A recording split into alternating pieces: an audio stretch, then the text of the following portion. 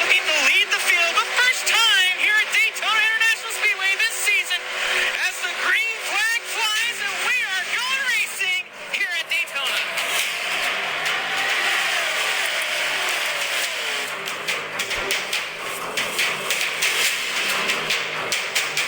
Ooh, and it looks like Lucky and Boberts. Oh my goodness. Three wide. Let's go. Ooh, and Boberts and Slot getting in the second corner. Oh, man. Maybe a little luck. Oh, and a big flip down into 3 and 4. And Fem Racer in the air.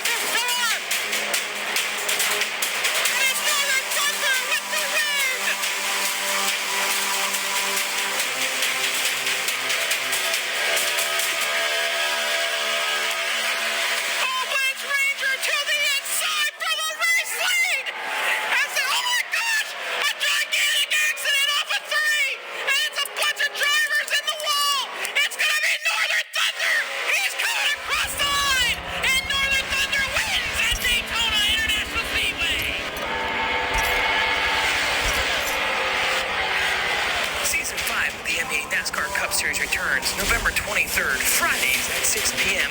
only on the MEA Twitch network. And welcome back, ladies and gentlemen, boys and girls. It's the MEA NASCAR Media Day as we get near the MEA NASCAR Cup Series scheduled to commence next Friday, November 23rd at 6 p.m. Eastern Time.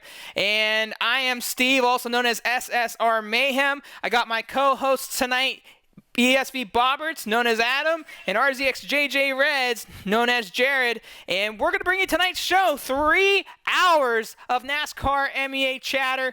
And we are really excited to promote the series, but also do the first time show ever here at MEA for any of our biggest series. Boberts, JJ, it's great to have you guys here tonight.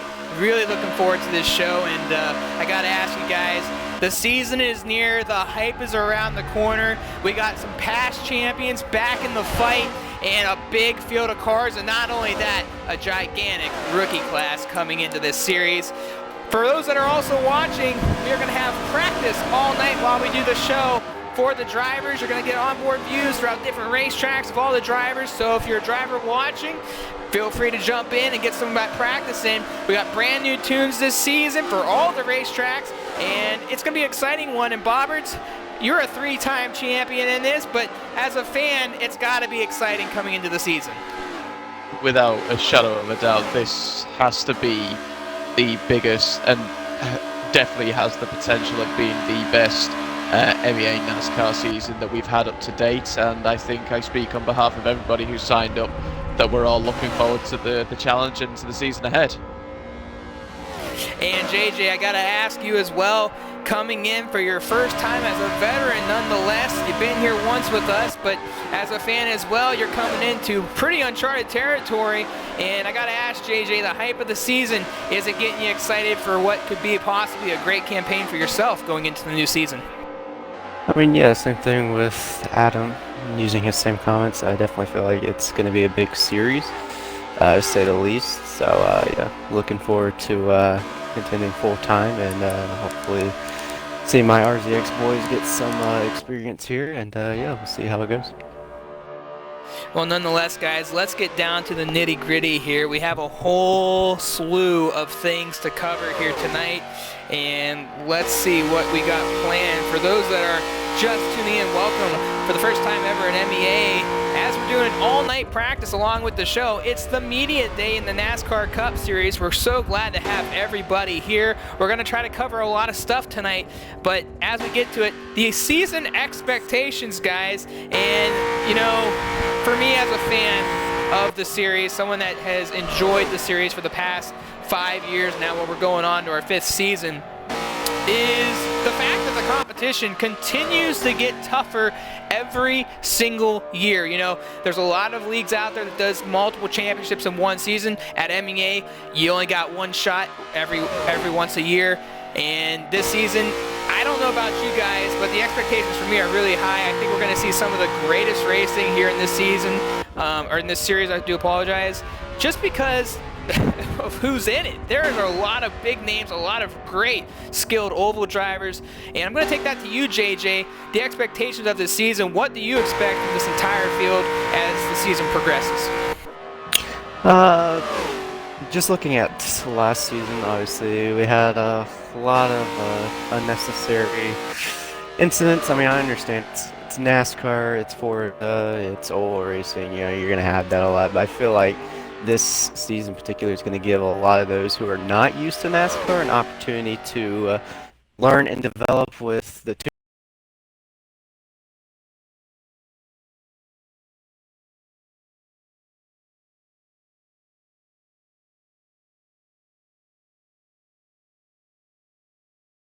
tunes that were. Oops, sorry. I did cut us off there real brief. I do apologize to everyone that's watching. Yeah, no, JJ, I gotta agree with you. Hopefully that fixed the problem. If anyone is listening in chat, let us know how the volume sounds with the game audio. Don't want you guys to be zoned out, but hopefully that's a little better for you as well. But, you know, we gotta talk about it too, Adam.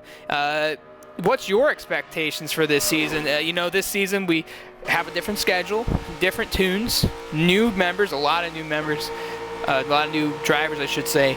What are those expectations for you looking like going into the new season?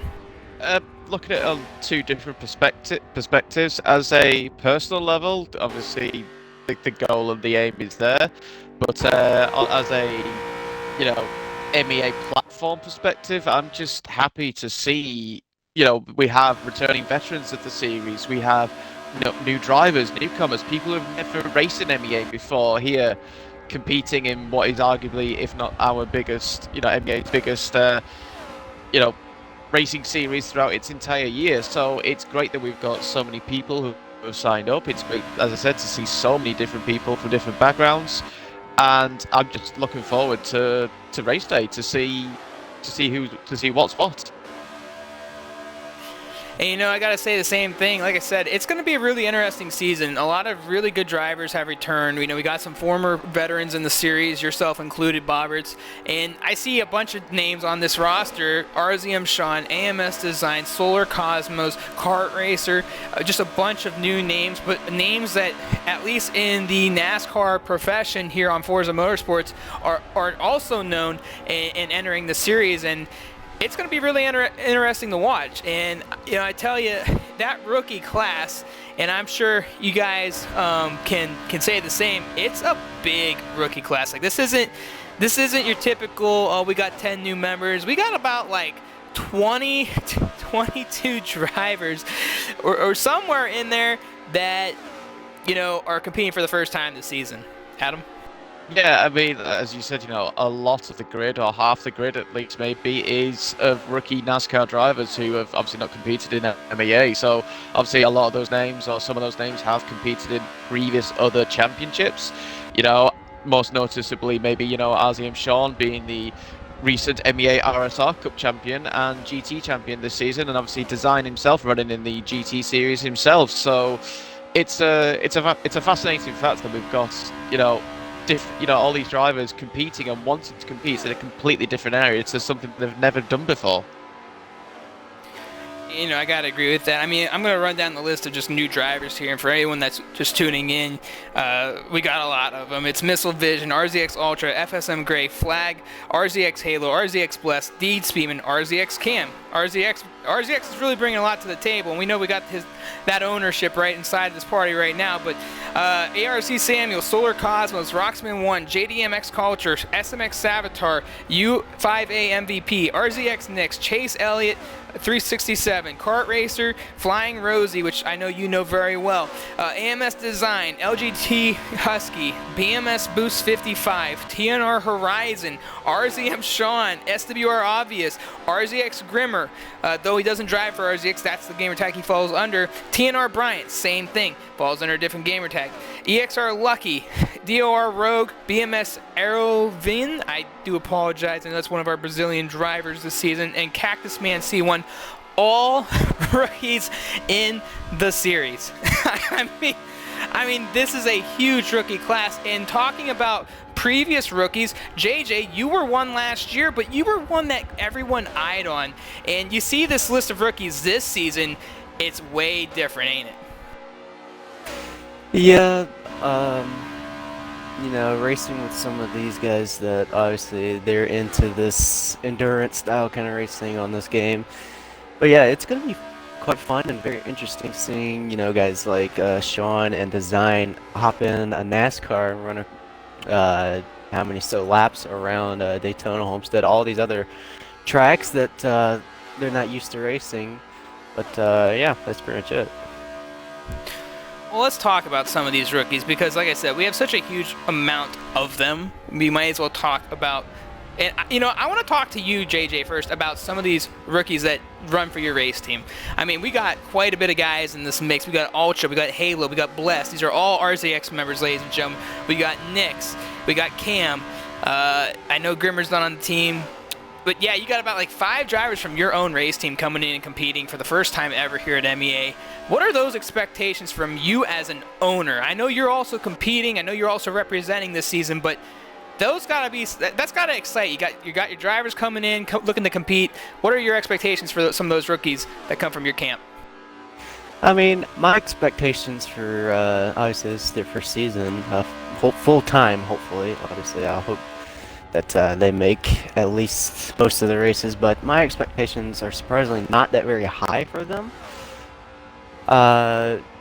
Mainly because obviously they need to know how things are run here. They need to know what the competition is like before they can start out winning races, winning championships, not just in NASCAR, but the entire MEA league itself. But yeah, I think that this series is really going to help them out, continue their growth, and not just NASCAR, but all these other things that you guys do here. And I tell these guys all the time, it's like, hey, MEA has done this manufacturers thing. You guys want to join, or RSR, whatever it might be in the future. I always tell them, like, hey, if you guys, I'm telling you guys, if you guys join this series, you're gonna get better than probably me. I mean, because obviously I don't race in Forza anymore because I have a much larger role, especially in other communities. But yeah. And you know, you talk about it. I mean, these guys are coming in from other platforms, and obviously you would like to see them to do other things. And I know you know you have your own organization as well on the side, JRL, and these drivers are coming from you know, a pretty good organization, but they come in with a lot of bigger competition, it seems. This is going to be a high point for them to really show what they're made of. I know RZX Ultra, RZX Halo, I've raced with them. I've been a part of those battles. Those guys were really good. But can they bring over what the success they had over at JRL into MEA?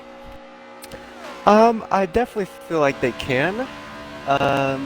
Obviously, their number one thing they've always, you know, I've always seen them do is NASCAR itself. And, you know, it's also a good thing, and it's also not that good of a thing because Forza is not necessarily known for NASCAR. It's known for a lot of other stuff.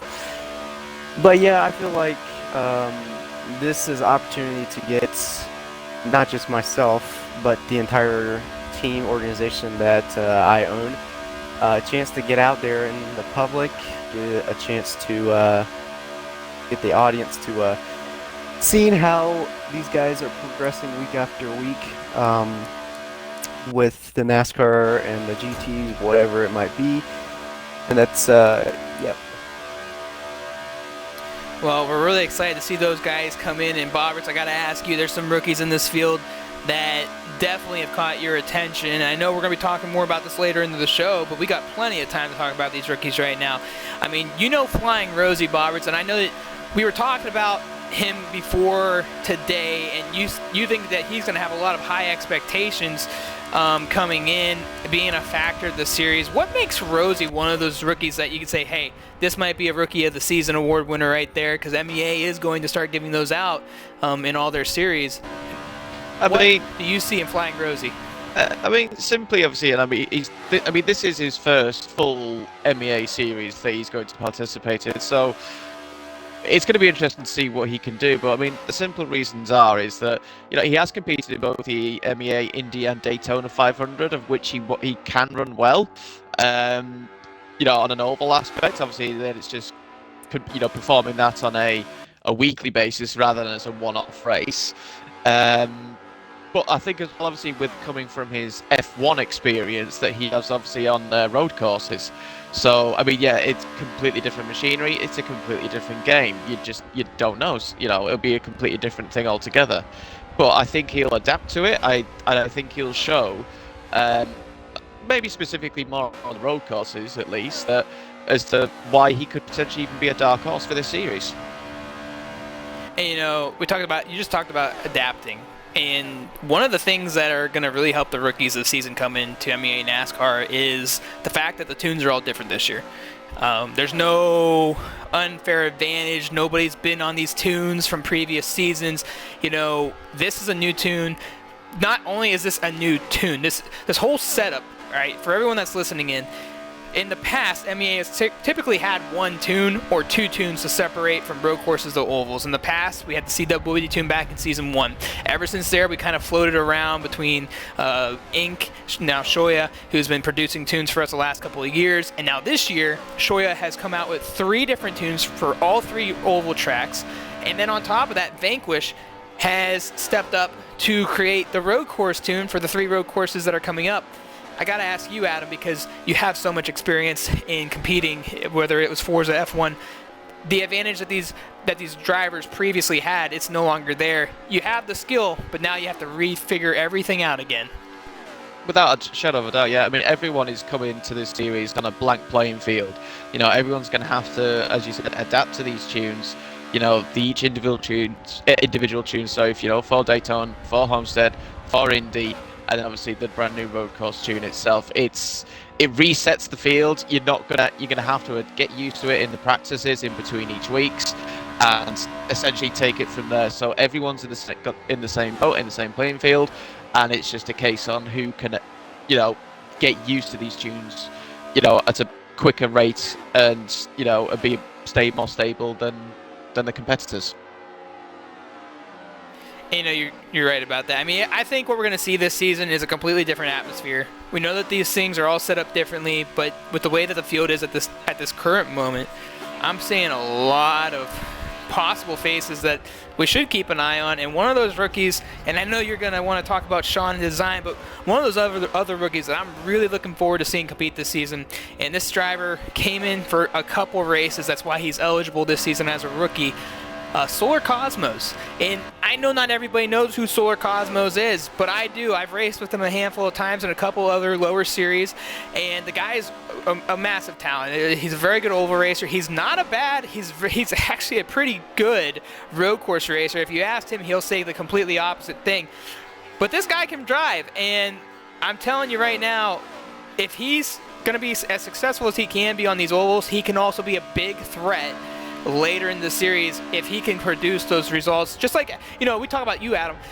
As a 3-time champion, consistency has been your biggest strong suit these last few seasons. And that's where that has really taken you to better places in the series. Solar has that same drive. And I just think he's the buzz right now, or one of them in that rookie class. JJ, you got anything to say about that, though? Yeah, I raced with Solar quite a lot in my past. Obviously, not anymore because obviously I have more of a broadcast role over in my side of things.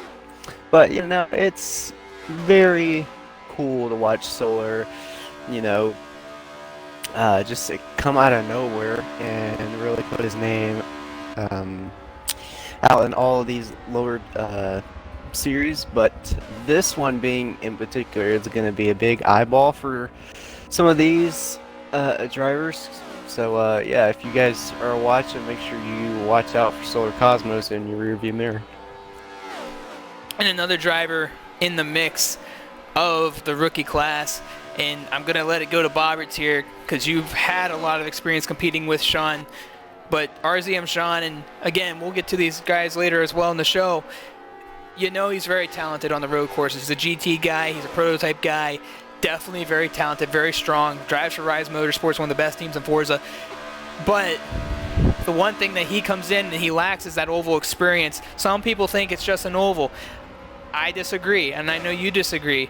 What are going to be the biggest challenges for Sean, and what are going to be his strong suits that you're going to see throughout this series to make him a threat? Well, as you said, he has competed and does compete in in multiple classes, so it's only time that he tries something new, and obviously it's good to have him here in the MEA NASCAR series for this season. So I think obviously for the road course aspect, I think it's just getting used to the weight of the car itself, being a lot heavier than your standard GT and prototype cars, and the power difference and the whole new tune itself. But obviously every driver's in that same boat at the moment. But I think specifically come for the ovals, it's to keep that consistent line, for an hour, for however many laps it is going to be during that race, whether it's, the 80 laps of Daytona, the 100-odd laps of Homestead, it's going to be, it's always been a consistent market. Key has, oval racing, and that's what gets you top results, is being more consistent than the rest of the field. So will Sean bring that to the table? Will he do that? I have no doubt in my mind that he will. It's just getting, up to speed, in his first race, and then it will give us an idea as to maybe where he is on pace. And, one of the other rookies that are coming in for the first time this season is Deedspemon. And I tell you what, I've raced with this guy as well. JJ, I know you race this guy as well. Guy's a good talent, very good at the ovals. And I'm telling you what, I haven't really seen a lot of his road course stuff, but this guy has an opportunity to really shake up the championship. And just like those others that we talked about, I actually got a interview with him earlier this week, so we're going to play that here, but we're going to get his thoughts on coming in as a rookie and what his expectations are for the season. So enjoy. So, Deed, you come in as one of the rookies of this Season 5 MEA NASCAR Cup Series, and you are considered to be one of the, not only that, but possibly someone that we should keep an eye on and maybe go after a championship. What are the expectations coming into this season, and what do you put on yourself as a driver each and every week as we watch you partake in it? Well, I don't really know what to expect. I'm one of those guys who puts a lot of pressure on myself. I want to run up front. I want to win as often as I possibly can. But there's a lot of fast guys out there this season, a lot of competition. So I guess my job is to just execute everything to the best of my ability, and everything else will just fall into place. And, one of the biggest challenges, I think, is being a rookie, coming in and having all these new faces along with the veterans. But you come in focused on yourself. We have a little background. I actually have some history racing with you myself. I know you're a very consistent guy. Just what are one of the toughest things for you as an individual that really changes your race from a mentality standpoint? Are you the type of guy that gets flustered in those big, unwelcoming moments, or are you someone that can really keep that composure?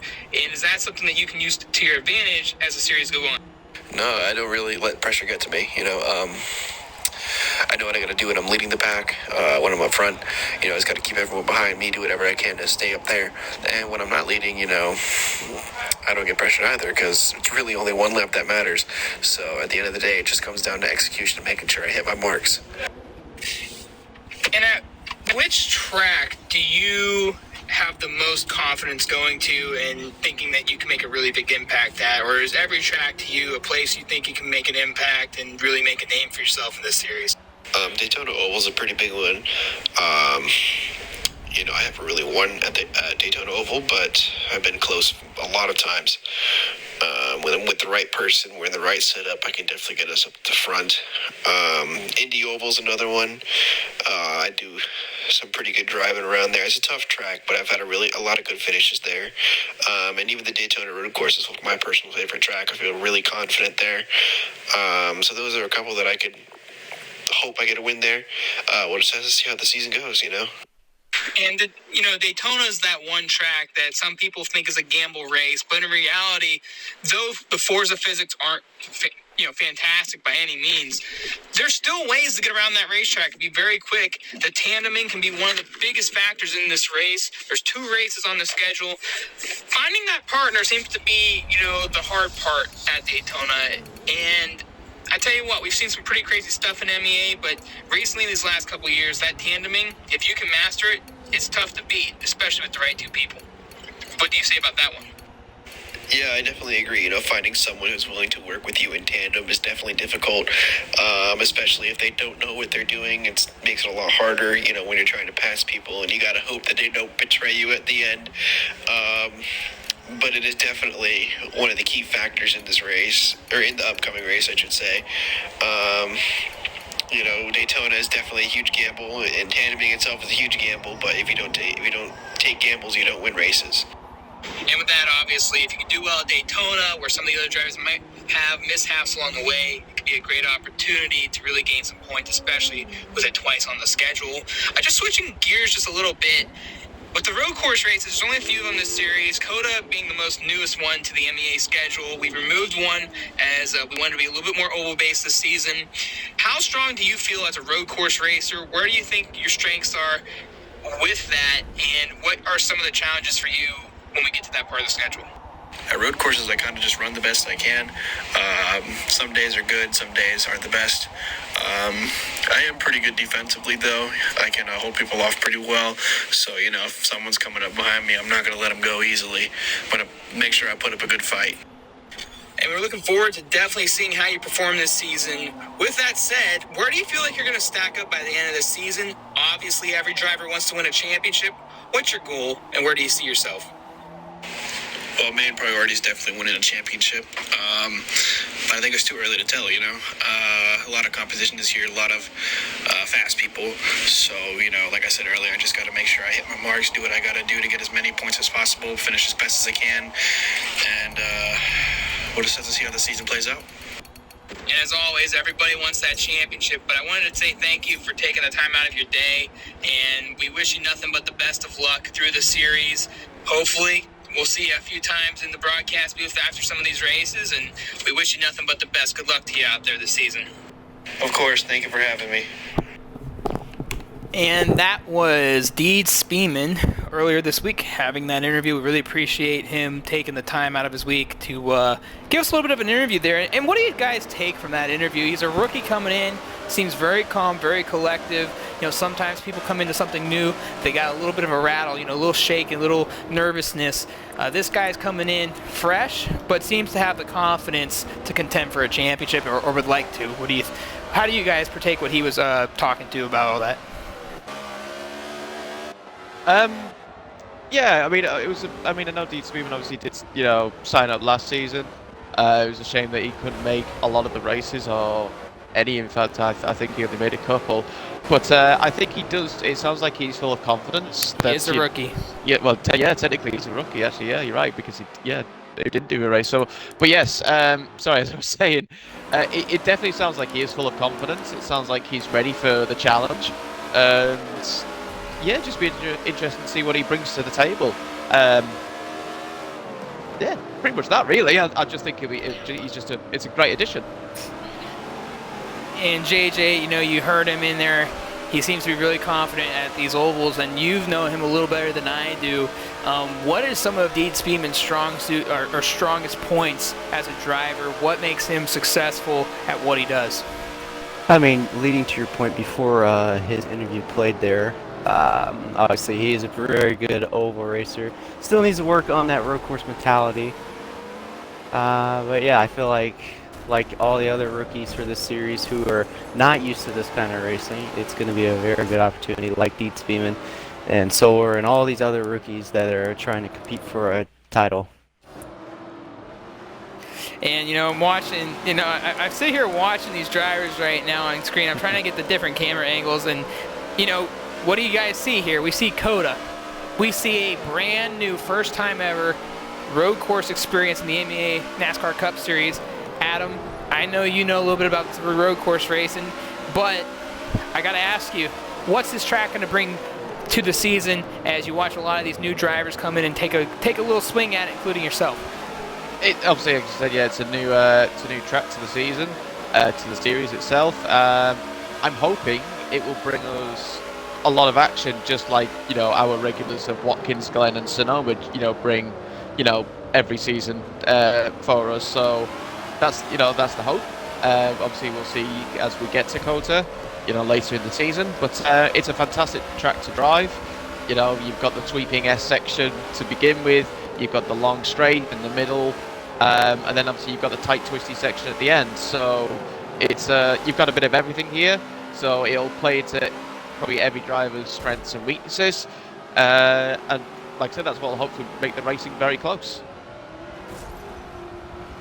Well, I definitely have to agree with you. We're going to swing shift just a little bit here now as we're watching these drivers go around COTA.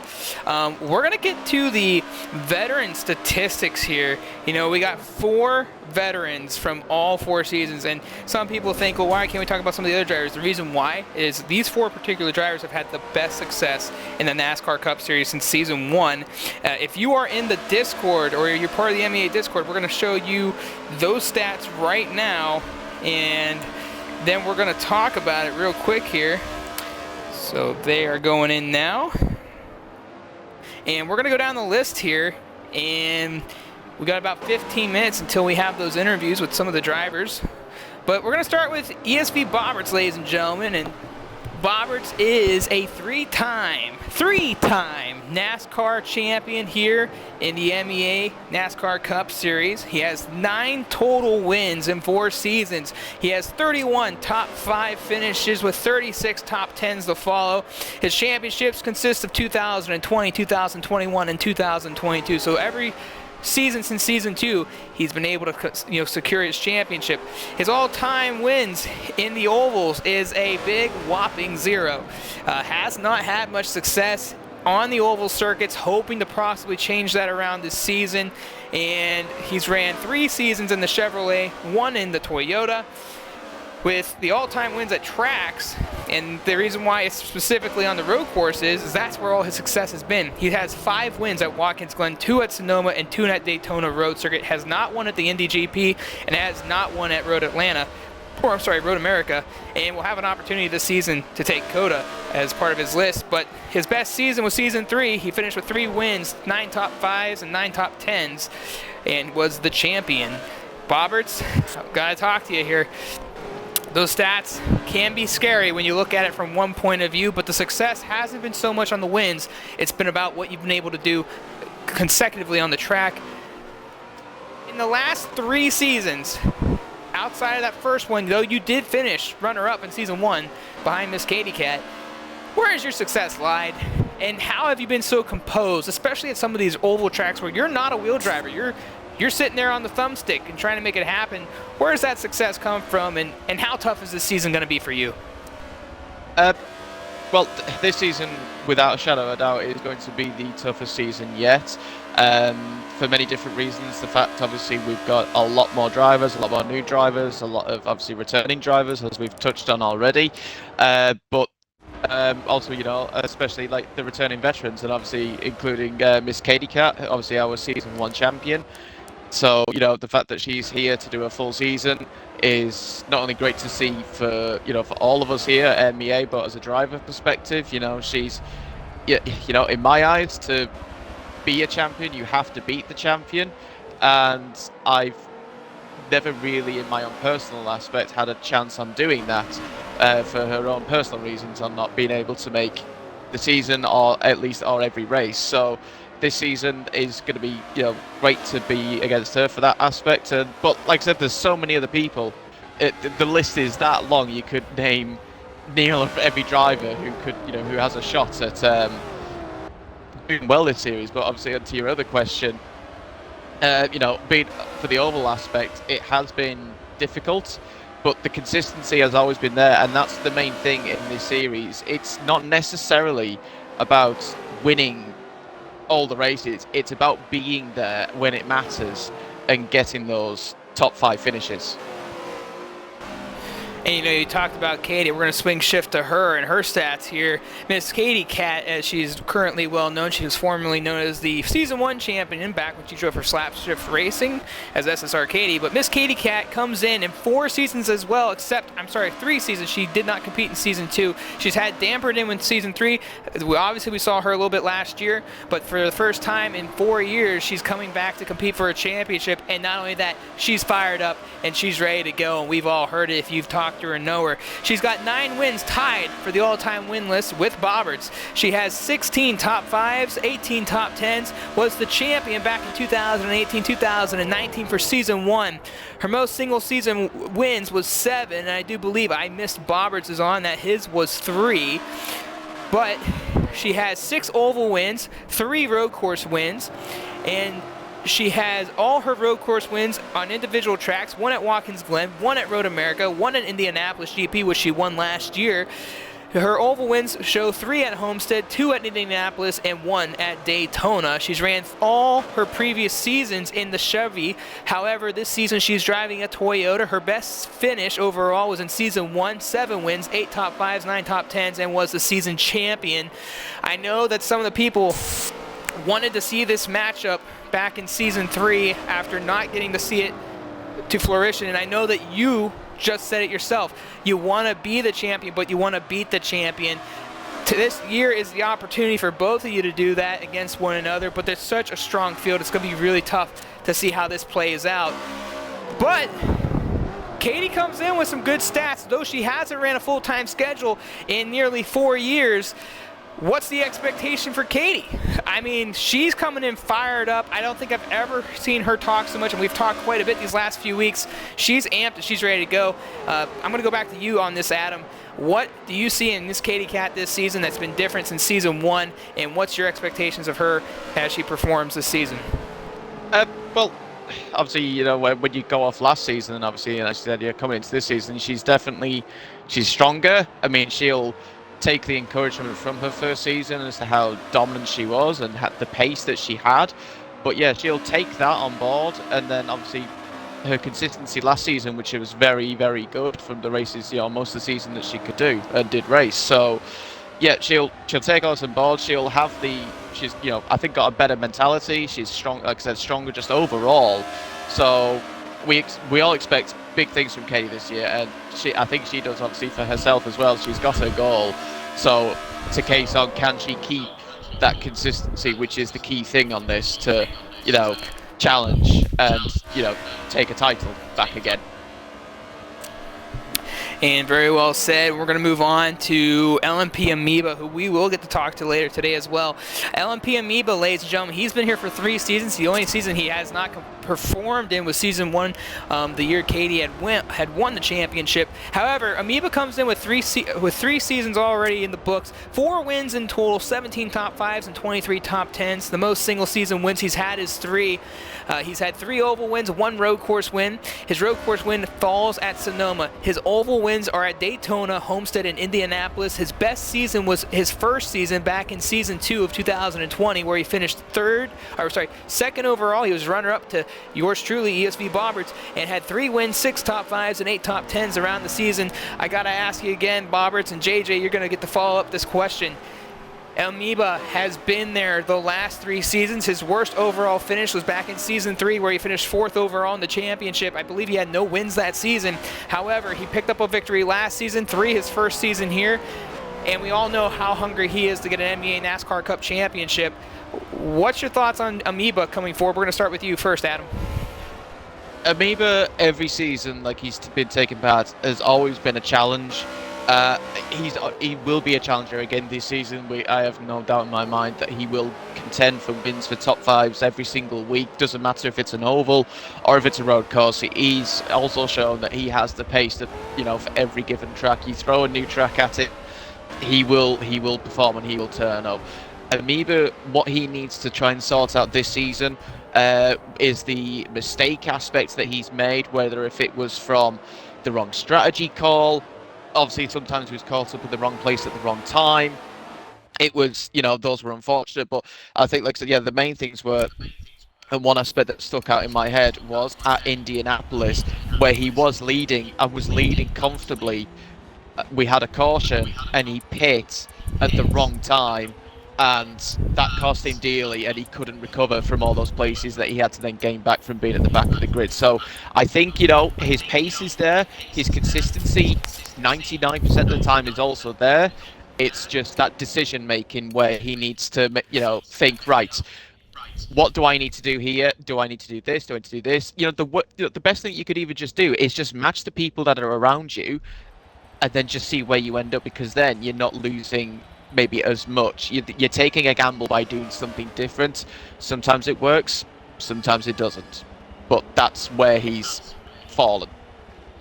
And JJ, you've gotten to compete a little bit with Amoeba as well last year, or the back half of the season. What's your take on him coming into this year? I mean, I didn't get to race with him that much, but I definitely had the time of my life over in the TORA NASCAR series.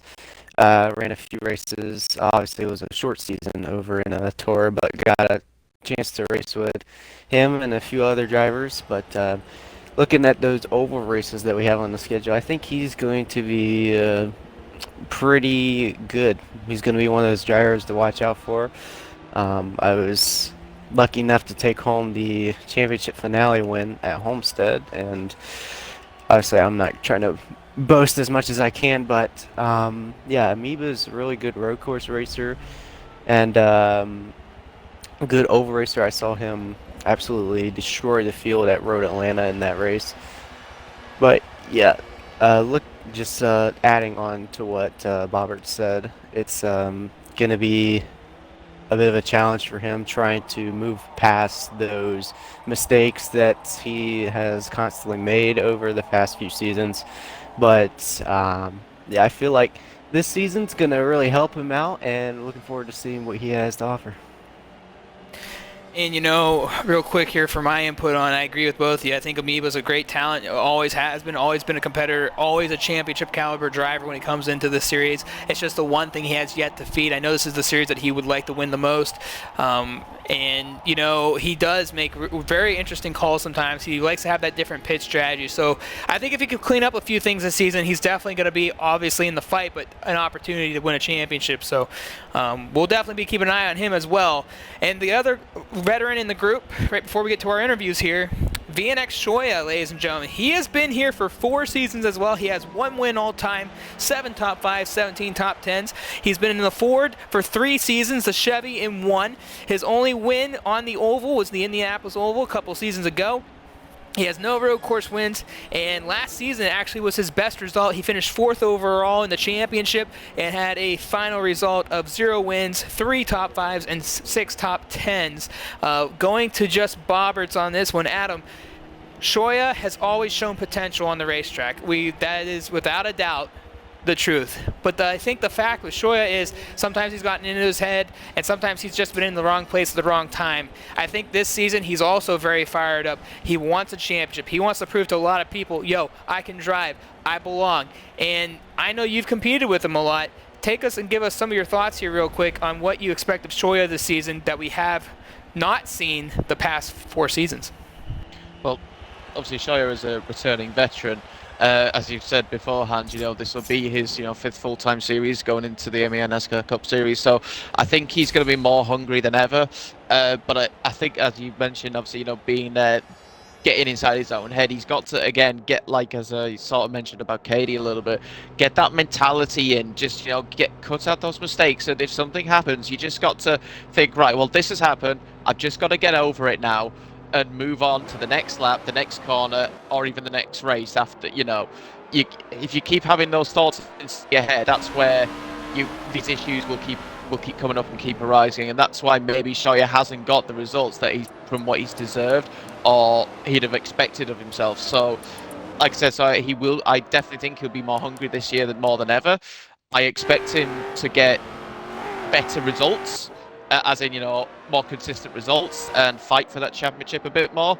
So, again, just like everybody else, we'll see how he is going to round 1 in Daytona, and it'll be taken from there. But it'll be an interesting watch for sure. And with that being said, we're going to move on for the next about hour. We're going to be talking to the drivers, and hopefully all these drivers are ready to come in and chat, because we have quite a bit of them to do. We're going to start with TNR Horizon. Horizon, please make sure that your audio box is checked off so that everyone can hear you. Tonight, I'm not going to fixate too much on if someone can hear you guys, so I do apologize if people do get missed throughout tonight's interview. We have a lot to cover. TNR Horizon, you come in as a rookie of the series in that big group of rookies. I mean, it's a lot of rookies. You know that. You got a couple of friends that are competing in there. Yeah. You come in from a background of racing as well, and you competed in our previous series not too long ago. You come into a championship that's going to be really difficult to win. How do you see yourself stacking up amongst the field? What's your expectation this year for your first MEA NASCAR Cup Series? Well, for myself, I've actually haven't done any NASCAR racing for a while, so I'm more of a GT racer in general. That's pretty much what I've been focusing on since I got into league racing in this past 2 years. But in terms of the team, which is myself, right now he's on track as first 7, but TNR Bryant and Remix, I have high expectations for them, mainly Bryant, because, I mean, as you can see in like the power rankings and stuff like that, he's ranked in like 20th, I think it is, somewhere around that area.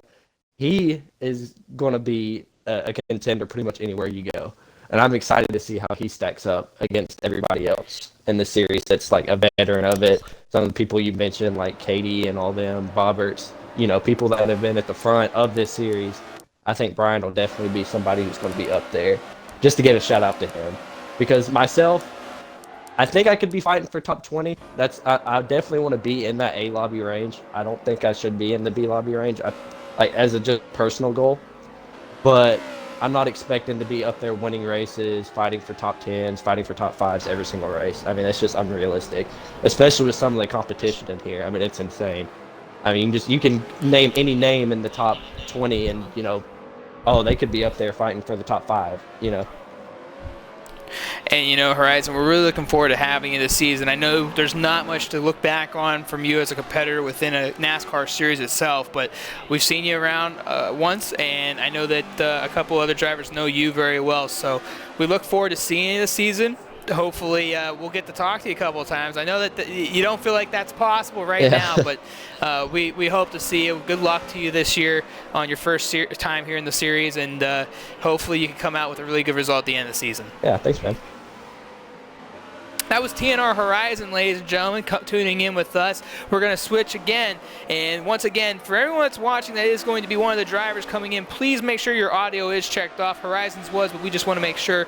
SWR Obvious, just make sure your audio is checked off in the chat. And Obvious, I love saying, and if you ask Adam Boberts, he always says that's my favorite, obviously. But no, going to you, Obvious. You come in as a rookie as well. We haven't seen you before here at MEA. This is your first time in the NASCAR Cup Series. Give the people watching a little insight about who you are. What should we expect of you? And is this something that you have competed in previous events that you might have partaken? I haven't specifically participated in a NASCAR league before. I was just recently introduced to MEA by Mr. AMS Design, and I'm very glad that you guys are doing a NASCAR league because you probably know this, but FM7's kind of dying right now and there aren't that many leagues going on. So any league that I see pop up, I'm very excited to come and join. So when I heard from him that you guys were doing this, I immediately joined and signed up. So I'm very grateful that you are holding this, or you're making this happen, because I've always wanted to do one. So in the past, I haven't, like I said, I haven't done any NASCAR leagues before. And in general, I'm kind of new to FM7. When I first started playing video games in general, I was more of a Horizon guy. And I never really got around to FM7 until maybe a year and a half ago, and I started racing competitively. Well, I call it competitively, probably a year ago, because my goal is to get into a fairly decent team in FM8. So I'll, like Mr. Horizon was saying in the last interview, I don't intend to be fighting for any win or anything, or maybe not even the top 10. I'm just kind of glad to be here and going to try to have fun along the way. And, that's all that really matters. And it doesn't matter what time of period you join FM7. There's still plenty of leagues in the Forza Motorsports community that are still hosting them. MEA, we're still planning to run for the future. So you ever find, us still continuing, feel free to join in. But like I said, we're excited to have you at your rookie season. I hope you have a lot of success, maybe get some wins in there, but obvious, we hope nothing but the best for you, and I really enjoy and hope to see you perform well this season. Yeah, thanks a lot, man, and I'll for sure be participating in MEA events in the future, especially now that Design is competing. He's getting into a very competitive level. I'm happy to see him go up the ranks because I've known him for quite some time, and around the time that I got into FM7, he got into FM7 as well, and he was better than me in Horizon, and I expected him to do miles better than me in FM7. So I'm glad to see that he's doing well, and I hope that both of us have some fun racing on track, and with everyone else participating. And that was SWR Obvious, ladies and gentlemen. Thank you for joining us, and tell you what, it's going to be really interesting, JJ, Boberts, seeing a couple of these rookies come in. I mean, you just hear some of their thoughts and how they're going to partake. They all sound really comfortable. Adam, I got to ask you, these guys coming in, they seem pretty confident. Definitely. I mean, there's both Horizon and Obvious. I'm not going to say your full word that you love so much, but yeah, they definitely come in with confidence. Coming to this series. Obviously, it's a series that clearly they want to participate in, and that they enjoy. Whether if it's from, as Obvious said, from other drivers like Design or just on their own accord. It's just like I said, yeah, it's just good to see all these different names, different people coming in. So I think everyone is going to have confidence. Maybe on more specific tracks, maybe, but as long as they enjoy themselves, I think that's the main thing, really. Well, let's move on to the next one, and I believe we have BCF Grimmer. Grimmer, welcome to the show. And this is also going to be your rookie season. Again, just make sure that your audio is checked off. But with that said, I have seen you before in other NASCAR series. I know this is your first time here at MEA, and we are glad to have you. I know you said you've had a win somewhere in another series, but you come in as a rookie. You seem like you have so much excitement coming in. I love it. That's great for hyping up the series from another competitor's point of view, but what is your expectations as a driver? I'm going to probably ask this question to a lot of the drivers I don't know much about, but you have had some battles in JRL. Here you are in MEA, a new team as well since the last time I seen you. It's got to be an exciting time for you. Oh yeah, it's excited. It's exciting to be back, racing NASCARs, and this time in MEA, where the stakes are higher. You gotta compete. I think I'll do pretty well. I think I could sneak into the A lobby a few times. Yeah, I've got decent expectations because of my experience in NASCAR and Forza 7 in circumstances of league racing. So. And yeah, no, it's good. You definitely have an opportunity to be one of the best rookies from an experience standpoint. How has it been for you under the new team, and what would you like to bring to the table for that new organization that you compete for? Well, BCF Racing was the JDR esports team I was on after I left RZX, which is where I got my one win under. And I'm just trying to bring them as best finish as I can in Forza racing, because trying to prove myself, make a name for myself. So well, nonetheless, Grimmer, I know that you have experience behind you, and you have a lot of good energy going your way, and hopefully that will carry into your first week of the series and the rest of it. But we are going to keep an eye on you. Hopefully you can do very successful, and we look forward to seeing you this season. All right, thank you. And that was BCF Grimmer. And we're going to move on to LCR Ben. But before we do that, I got to ask JJ, you know a little bit about Grimmer. He's competed in the JRL NASCAR Cup Series. What's your expectations of the driver? You know him pretty well. Give us your thoughts.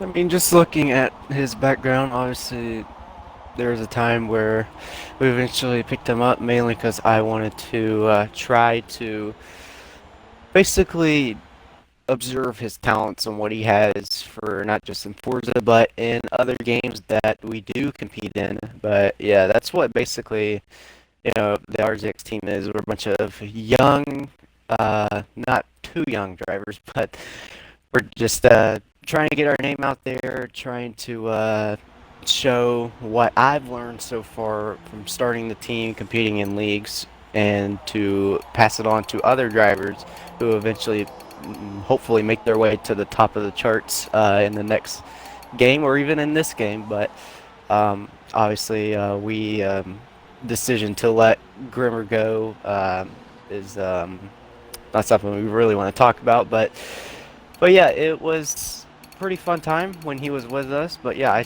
definitely feel like he is pretty confident enough for the series, and yeah, Well, we're going to switch gears again here. We got LCR F1Ben now in the chat. Ben, also a veteran, maybe not as experienced through the last few years, but Ben, we know you're here again.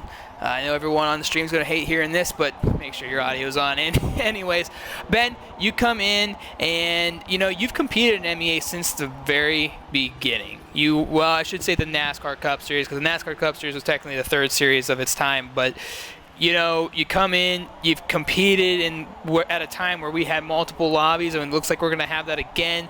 You won in the B lobby back at Daytona. I was there for that race. Obviously, that's not the goal. The goal is to win up in the higher lobbies. But, you know, with that being said, you come in with some experience. You're an Indianapolis 500 champion in MEA.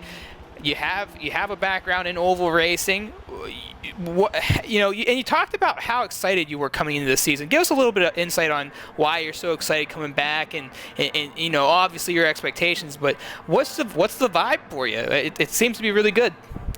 Yeah, I've had a few difficult weeks leading up to this series, but I feel really good, to be honest. The vibes are really strong, and I'm very much excited for the season. Obviously, as you mentioned, I have a lot of past experience, mostly on the ovals, not really on the road courses. So that's going to be a brand new, early experience for me. But yeah, I'm just hoping for maybe a top 10 finish in the standings, maybe a win at Daytona. I'm not really confident on that front, but who really knows? Anything can happen. And, you know, I know you look to compete up front. What's it going to take this season for you to really show your true challenge and be able to compete? A lot of luck and a change of cars. No, I'm joking. Just luck, really. I'm not really the most talented road course guy. The ovals is where I probably will show off my quote-unquote talent, but we'll just have to see. Like I said, I'm just excited, and I hope things go well for everybody else. Well, we really look forward to having you back. It's great to have you here. Obviously, part of the MEA organization as well as a staffer. So it's going to be interesting to see how your season progresses. I remember, you know, and I got to ask you, you know, back in the PXM days when you first competed, I remember and I love this story just because it's funny. It's not to take a dig at anyone, but you're back at a time where a team internally really just couldn't stand each other. Can you tell us how nice, or you know, give us some insight from that time to now? Are you thankful for the time you were there, or give us a little insight on that? I absolutely love my time at PXM. From, as you're referring to, all the stuff with Andrew and Twisted, where we went into basically every race with the knowledge of, I do not want you to beat me. It's the polite way of putting it. You referenced it. It was a great atmosphere, and I grew a lot as a person during that time. I was still quite young and quite immature compared to the average Forza community, so it took me a while to get going. But I'm just really excited for how things are, and I look back on that time very positively.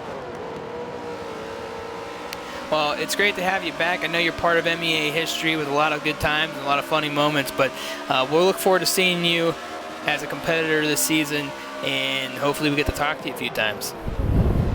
Wishful thinking, but we can all hope.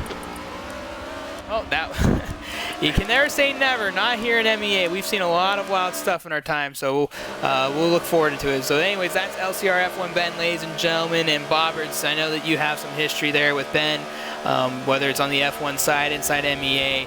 Always a guy very cheerful, you know, and he's come a long way from a maturity standpoint. I mean, there was a time where, you know, it was a little feisty for, especially within that PXM group. You know, give us your thoughts on what you expect of Ben and, you know, the time you've gotten to spend with him over the years. Yeah, so as Ben sort of half touched on, I think himself answering this just then, he is more of an oval person than maybe a road course, but that doesn't mean we expect him to not do well there. I think he'll do well at, you know, both the oval and road course events. But, you know, Ben as a person has definitely has matured. He has his pace has obviously gotten better, and he's not let things get the better of him. I mean, he does have he actually does have a victory within MEA in a different platform, as in on in the Indy 500. He does have that title to his name, so his oval pace, or his oval speed, is, as we know, is very good. It's just getting that road course aspect maybe up to scratch perhaps a little bit more, but I'm sure he could definitely do that, you know, as the season progresses, if not straight away. Well, we definitely always enjoy Ben, and like I said, he's come a long way as an individual. I'm very proud of him as someone that's got to watch him grow up over the last 5 years. So really looking forward to Ben's performance this season, and as always, he's very cheerful. But we're going to move on.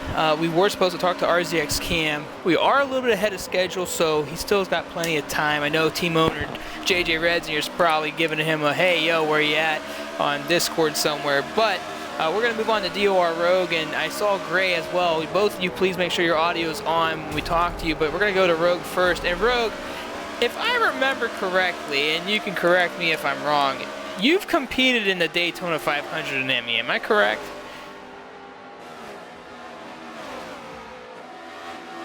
Okay, all right. Well, we've had DOR drivers in the past, and for whatever reason, I know we've had a few Rouges, Rouge Voices and other places, but it's great to have you, Rouge. You've been one of the drivers that have been kind of really excited. Well, there's been quite a bit, but you definitely are one of the more outspoken ones in the league right now. Making your debut, a rookie of the series, and like I said to a couple of the other drivers, I don't know your background that great. Give us a little insight on your career up to this point as an esports driver. Tell us your expectations on the year, and where do you see yourself finishing in the totem pole by the end of the season?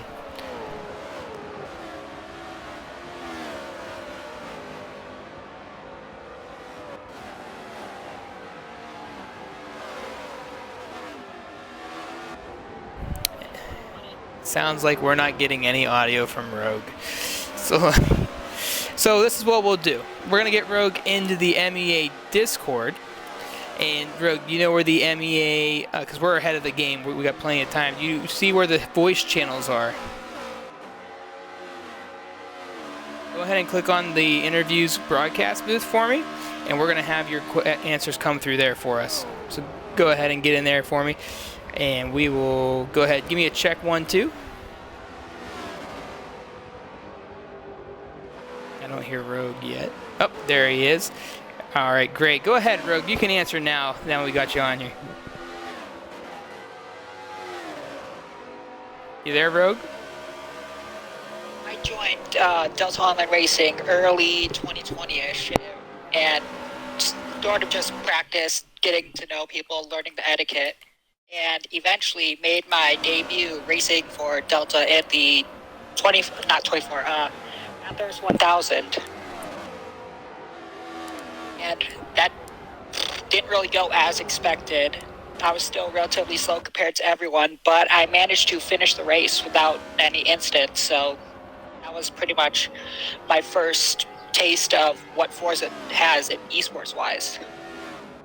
And you come in as a rookie of the series. Give us your thoughts on that in such a big rookie class. And like I said a little bit ago, what's your expectation by the end of the series?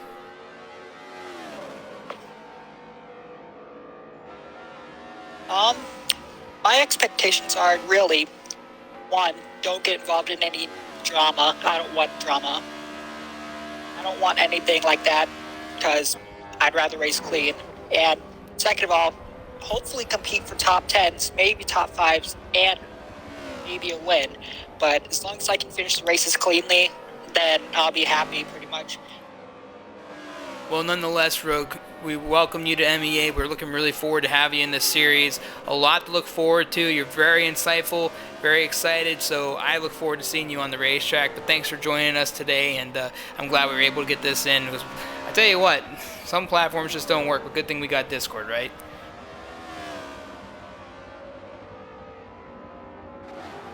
Thank you. And that was Rogue, a little bit on the delayed side of the Discord itself, but we are back to the party interviews, and now we have Rogue. We got FSM Gray in the chat with us, and real quick here, because I need to pull one other thing up for us, as the drivers have completed walk-ins. Gray, it's good to have you here in the MEA NASCAR Cup Series. You've been competing in MEA for about, what, 3-4 seasons, or series now? Am I correct? 2.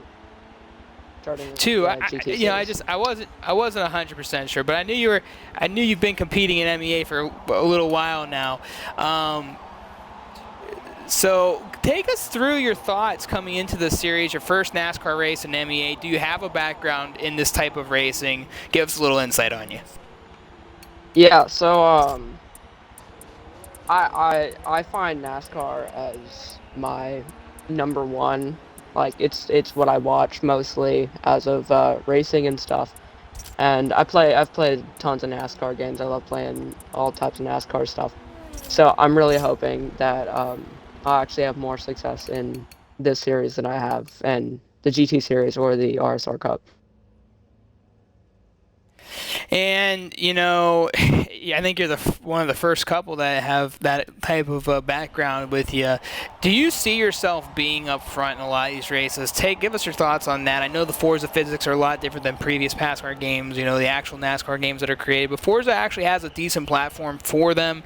How do you feel like you're going to perform, and where do you feel like you're going to be up throughout, each and every race? I've never done anything NASCAR on here, so I'll certainly have to learn the physics a little bit. But I'm hoping that Daytona on here can be a little bit of a wild card like it is in real life. So I'm hoping maybe, just maybe, I can get a win at like Daytona or something. But I don't know about that. Hopefully fighting for top 5s at the very least. Well, Gray, I know that you've had some pretty good performances in the last couple of series. I know it's not where you probably would want to finish, but you've had a lot of growing success, and I know that we've talked throughout the last couple of months, and you've really enjoyed your time here at MEA. What is it about MEA that makes you feel so comfortable, and what brings you back? I think it's the competitiveness has been just really great. I mean, there's only been the first racing league that I've joined, but from the looks of it, it seems to be really good and really competitive, and that's really been my main reason. I've had a ton of fun here. And it's been great to have you as well. You've been good competition. I know JJ, you've been battling with Gray this season. What do you have any personal questions for Gray? I know that you've had some battles in previous series. Can you do you have anything for him that you'd like to ask? I really don't have anything necessarily to ask him, but I just know that for those that watch the previous streams, YouTube videos, whatever the case might be, me and Gray have always been pretty much linked up together, especially Indianapolis a few weeks ago. That was some of the best racing I had in a while, but obviously Indianapolis, not really my best track with a GT car, and the configuration I'm not very good at, but I feel like I would see me and Gray end up on a road course side by side like we did a while ago at Sonoma. But yeah, it's gonna be fun racing with Gray again. Well, great. We appreciate you stopping in, and I hope that you have a great season. I know that you've had a lot of success, and as you heard JJ, he's looking to compete with you. So it's good to have you back, and we look forward to seeing you. Absolutely, thank you. And I certainly hope that we can get some more battles in. That battle at Sonoma there a little bit ago was fun. So. Well, we are glad to have you and appreciate your time. And that was FSM Gray, ladies and gentlemen. And we are going to get Solar in here now. And interviews are going a little quicker than expected. I do apologize for some of the drivers that are kind of on the... Oh, well, we're ready up. But Solar, make sure your audio is checked off as well. And Solar, it's great to have you, sir. And I know I've given you a little high praise recently, and for good reason. I have competed with you. I've seen you perform really, really well in other places, and I know for whatever reason, from the guy that I've competed with in JRL and you've been in other places, I've never heard you have a little bit of nervousness into another series. What makes this championship, this particular NASCAR series for you, so much different than the ones that you've previously performed in? Well, that's a great question. I do believe that this series is a way of looking onto the future for me, and I believe the series is a lot more popular in the Forza community, and I'm trying to spread my name, like you mentioned earlier on in the stream. But yeah, and I'm kind of just trying to branch out in series, just one onto the other. So yeah. And you know, Solar, you have a lot of success. I know Homestead's the track that you love to go to. The good thing about that is MEA hosts that 3 times in a season. I know you're a really good oval driver. Take us through why Homestead is such a great track for you. Why has there been so much success there for you? I know that there's a different tune in our series and brand new for everybody. But what makes Homestead so great? Yeah, I think that I have a lot of consistency there, and it shows a lot through JRL. And my pit strategies, I'd like to think that are pretty good. I don't know, but we'll have to test them through MEA. But I don't know, just I love how flowy the track is, the speeds that we reach through those corners, just fast in, fast out. You know how it is. So I'm really excited to hit the track 3 times in a row at Homestead.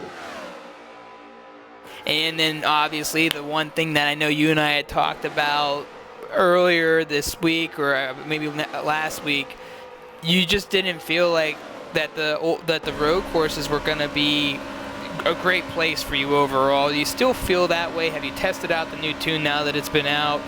Give us your thoughts. What makes these road courses so challenging for you as a driver?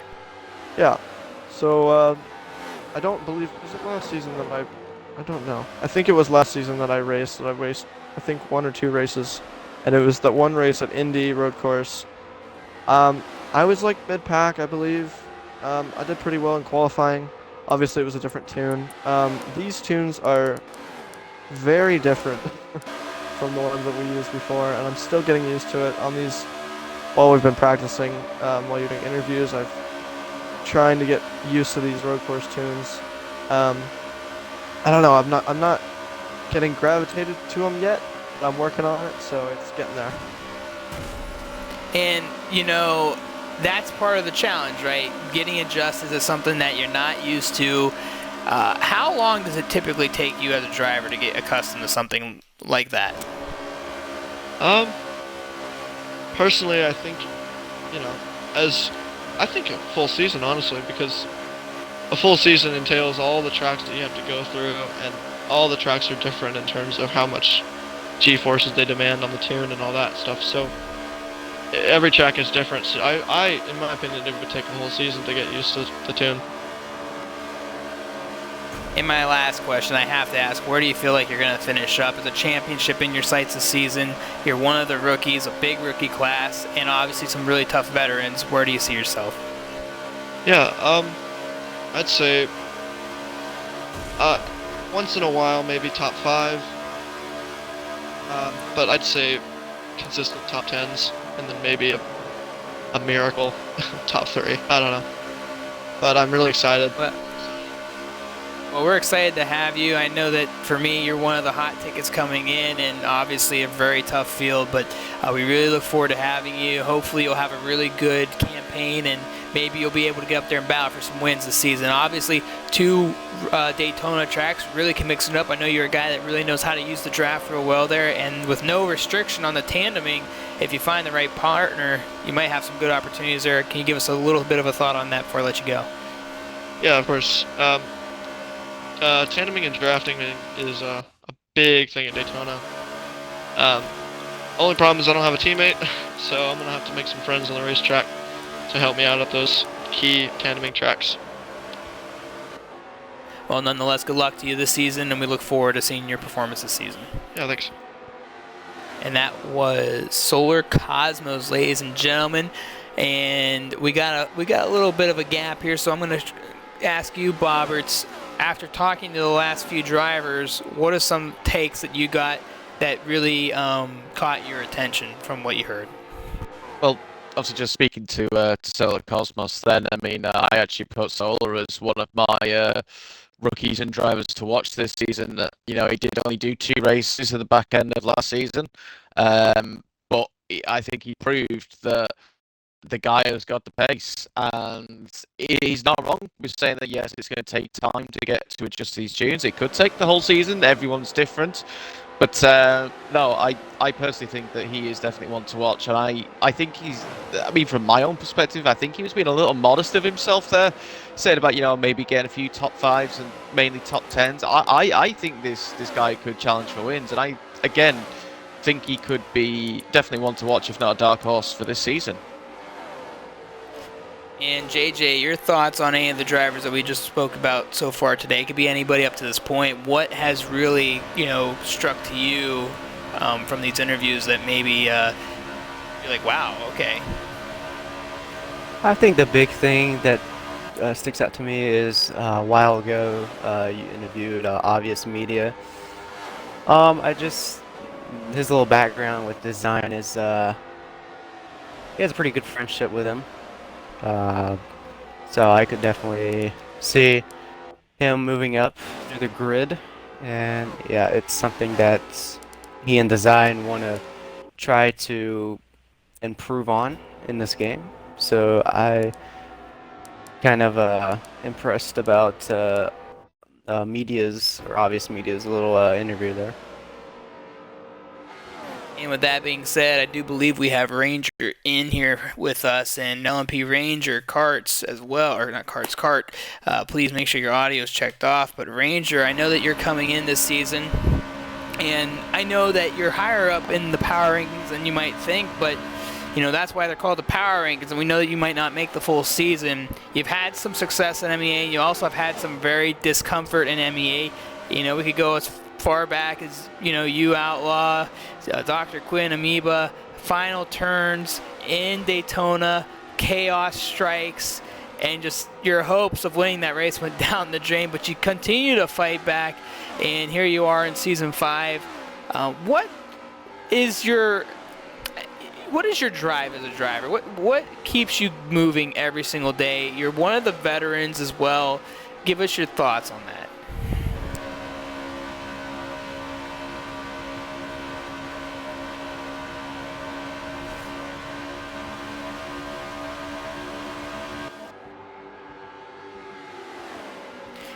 And we got no audio for Ranger either. Darn. Can you get in? Are you able to get into the Discord? Oh wait. Can you hear me now?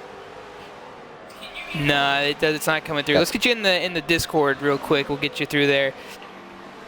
And go into the interview one for me. And I'll get that taken off there. Get that in there. So we're going to get this interview. We got plenty of time. We definitely want to hear from Ranger, and we'll get everybody in here. And I believe Flagg as well will get a Discord interview. So we're going to get both of them an opportunity as well. once I get Ranger in here, we'll begin that wonderful interview.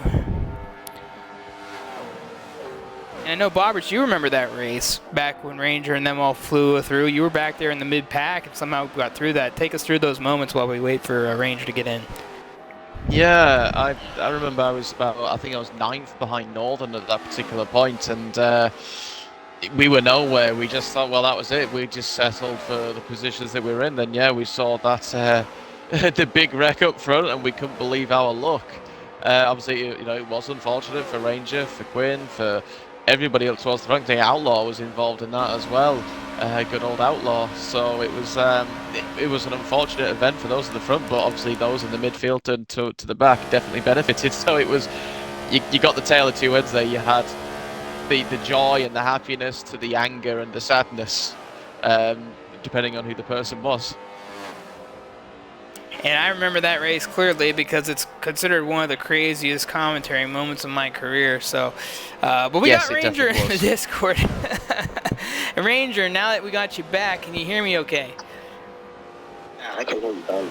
All right, we can hear you great. And Ranger, you know, take us through, you know, the Daytona moment that I know you're trying to get on, and then take us through the rest of the season and what you're expecting with possibly a short schedule coming in.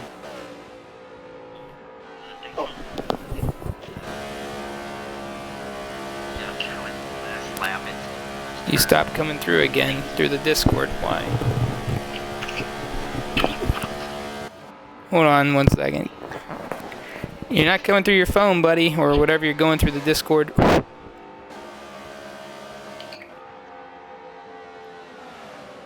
Man, we're having a hard time with this.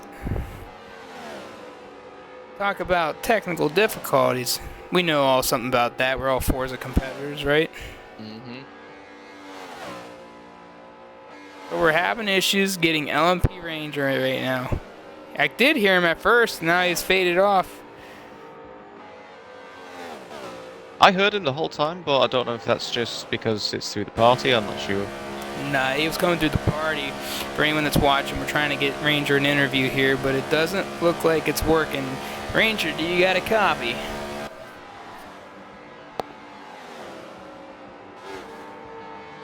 I could tell you what he was trying to say was that Daytona race was still haunting him till this day. You know, and it was the one that got away. It was this one opportunity, gets to the inside of Dr. Quinn, and somehow they just team up and just completely obliterate one another. Well, we're going to move on. And maybe Ranger can figure that out in a little bit.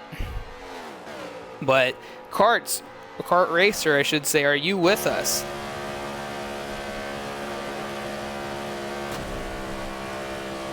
Alright, let's see if it comes through. And Kartracer didn't come through. You got your audio checked off? Let me check.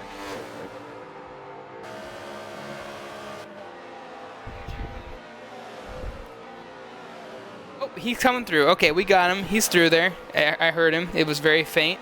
I'm just going to do this. It might lag the screen a little bit. Mm-hmm. And you guys heard me do that. Whoops. But, yeah, is that coming through or not? I don't, man, this just I know I've been having mic issues. I can hop on Discord if I need to.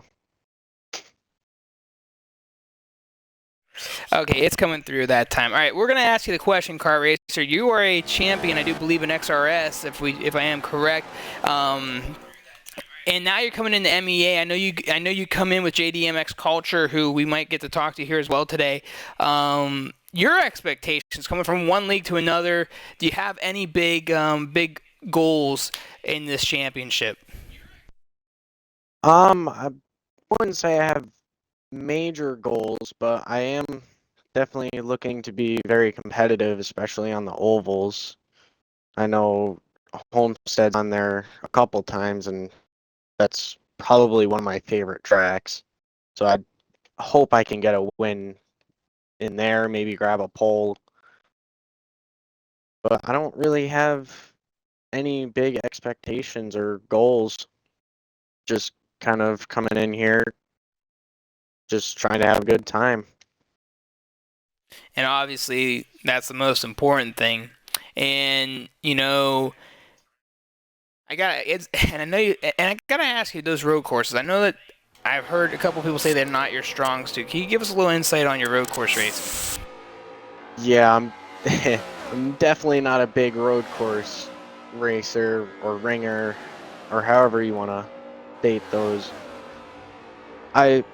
With this package that we're running this season, it's definitely difficult, and after getting a hang of a different package I thought I really liked, but unfortunately that's not where we're running, and I'm usually upper middle pack if I were to place myself, but especially in here there's a lot of fast guys, so I'm still trying to test out the waters and see where I line up here.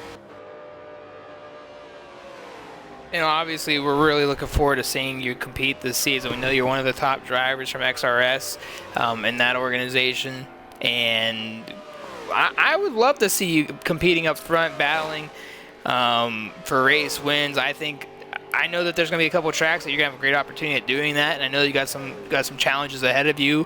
Everybody's going to be fighting this new tune this season. You're not the only one that's going to be struggling to figure this thing out, but you know,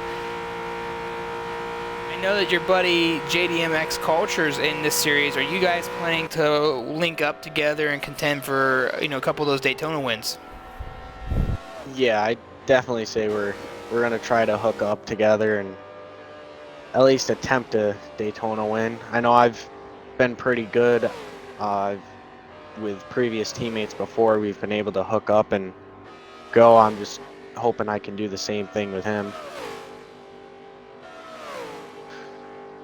Well, nonetheless, we really look forward to having you, and I know that you bring a lot of experience from other places, and I really hope that you can get up there and compete with those guys, and maybe we'll get to talk to you. I wish I could talk to everybody from this series. You know, obviously I want everyone to be good and successful, but NASCAR series are really tough, especially on these ovals where everyone's so talented. You know, that leaves me another question for you. How tough is it to compete on these ovals? It doesn't matter where you go. When you have good, skilled oval racers like yourself, it becomes a very big challenge. And what's the biggest challenge to that? I would have to say running laps consistently and trying to break out of the draft as soon as you can if you're the lead car. Is that the draft, especially here at Indy, makes it very, very difficult to enter in right and exit properly. It's just, you gotta be consistent lap after lap and make sure you hit your marks. Well, nonetheless, we look forward to having you this season, Kartracer, and I know that you guys are planning on making the full schedule as well, I do believe. Am I correct? That is right. Well, it's going to be really fun to see you guys. And, you know, I would never doubt yourself, because these tunes, I should say, they're going to be challenged, but everyone's going to be fighting with them too. So you might get it before everyone else does. You know, we've seen that in real life, and we can see that in the video game. So good luck to you. We'll see you this season, and hopefully you can get the Rookie of the Season. Thank you. And that was Kartracer, ladies and gentlemen. First time here in MEA. He's going to be competing as one of the rookies. And Boberts, you got a driver there that doesn't have the full confidence with him, but he seems to have the experience behind him. Yeah, obviously it definitely does sound like case, and yeah, it sounds like he's very confident that it's going to come to the oval circuits. Obviously, he's sounding very confident with his teammate. They'll work together well in Daytona. Sounds like he's very confident as well as with Homestead.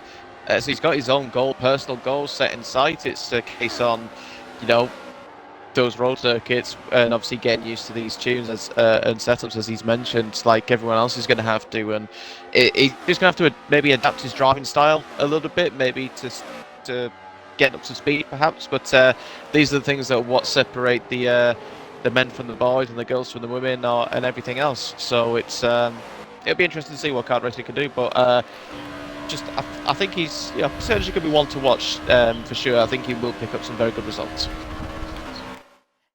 And moving on, we have, I do believe that is RZM Ultra and also with him JDMCulture. If both of you, I don't believe Culture's in here yet, but can you at least check off your audio for me? And Ultra, you come in as a driver that from the JRL community is one of the top guys in that series. You come into MEA as a rookie. What experience do you bring from one place to another? And I know you got a couple other places, but what's that experience going to be like for you entering as a rookie? Well, obviously, hearing how MEA is very professional and everything, hopefully we can bring something to the table for RZX, and it's going to be very hard to, because yet again, there's a very competitive field out there, so hopefully we can bring some finishes for RZX. And what's your expectations this season? Do you have any high expectations? Is there anything that you see to be within reason? Are you going after a championship? Can you give us a little bit of insight there? Well, after the first race is finished and seeing where I can finish in like these type of races, I'll probably then set my goal. But so far, I'm aiming for like top 10s or 5s currently. Well, nonetheless, we look forward to having you this season, Ultra, and I know that you're looking to compete at the full schedule, so maybe we'll see a championship fight for you as well, but congratulations on making your way here to MEA, and we look forward to seeing you. Thank you, man. And that was RZX Ultra, and I'm going to shift gears to JJ, and JJ, you know about RZX Ultra. He's been competing in JRL for quite a while. You know he has a couple other leagues. Your take on what he's been talking about coming into MEA?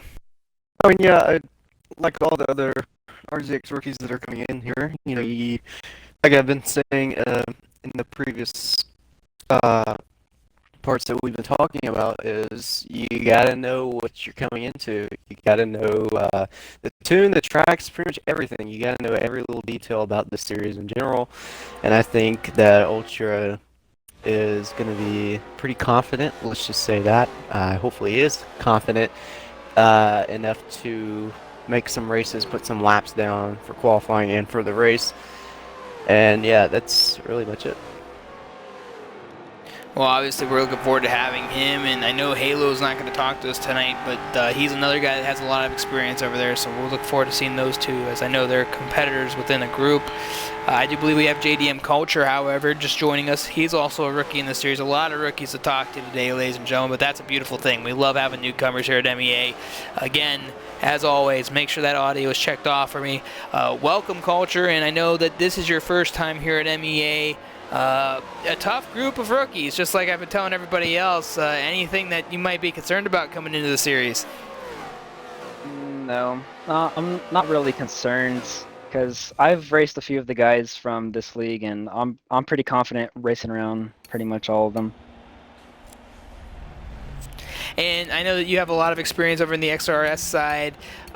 What type of experience do you bring over to this series? Where do you see your strong suits, and is there any weaknesses in that schedule that you might find to be a little challenging? Definitely my weaknesses are probably going to be the road courses. I'm definitely more of an oval guy. So on the ovals you might see me running more mid-pack hopefully, but road courses, it's not going to look too good.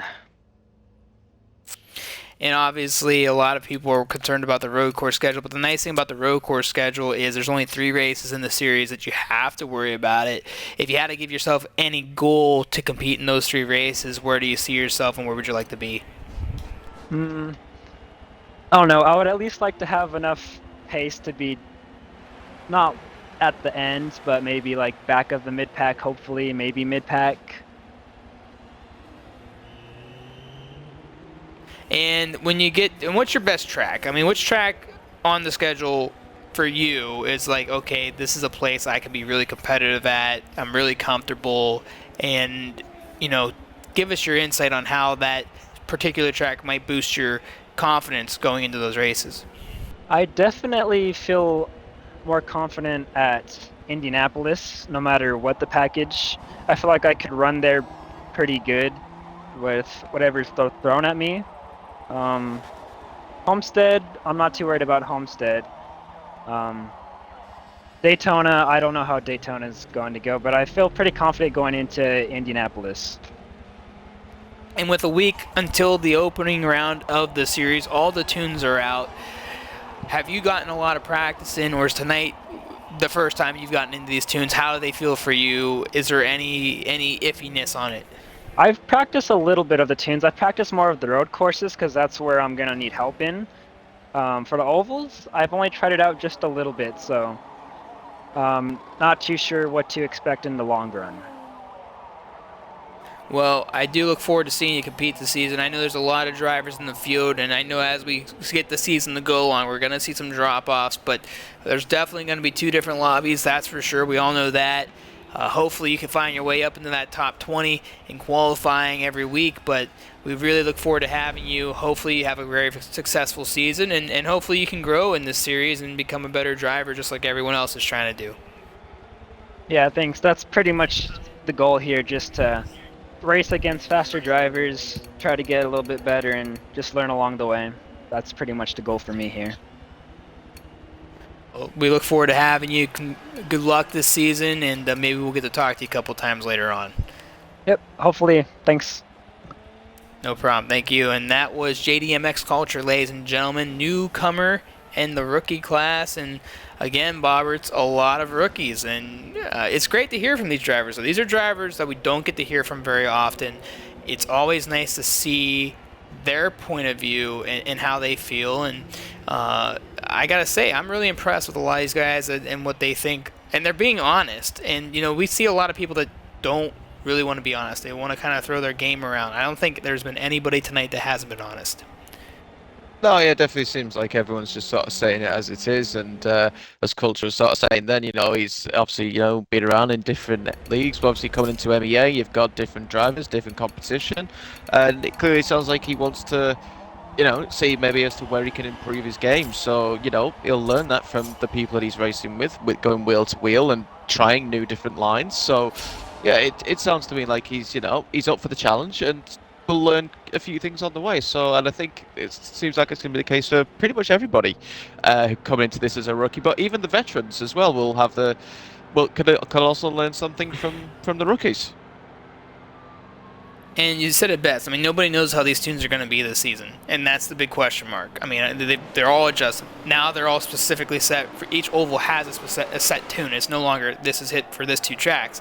Now the road course tune completely changed. So it's going to be really interesting to see how some people learn from others, but I definitely am looking forward to seeing the challenges from many of these drivers this season. And one of those drivers, again, and we're going to actually go back to Ranger. Ranger, are you with me? And Ranger's back, and we're going to go back to Ranger because he had some technical difficulties. But Ranger, coming back to MEA, we're going to skip the Daytona thing because that thing's probably cursing you right now on this audio. You said you're only going to make a few races this season. Tell us why, and for the races that you can make this season, what's your expectations? I know you always look to go for gold, but what is your insight on going into the new year? You know, you're always looking to do your best, and this year I feel like I've picked up a little bit of pace. Not a whole lot, but you know, enough to make me even more competitive than I have been in the past years. Yeah, that Daytona one always haunts me, so we'll definitely be going for that. Just coming back to MEA and competing with everybody is always fun. It's always a great time. You don't have many arguments with people, unlike other leagues, and it's a great time. We have wonderful competitors.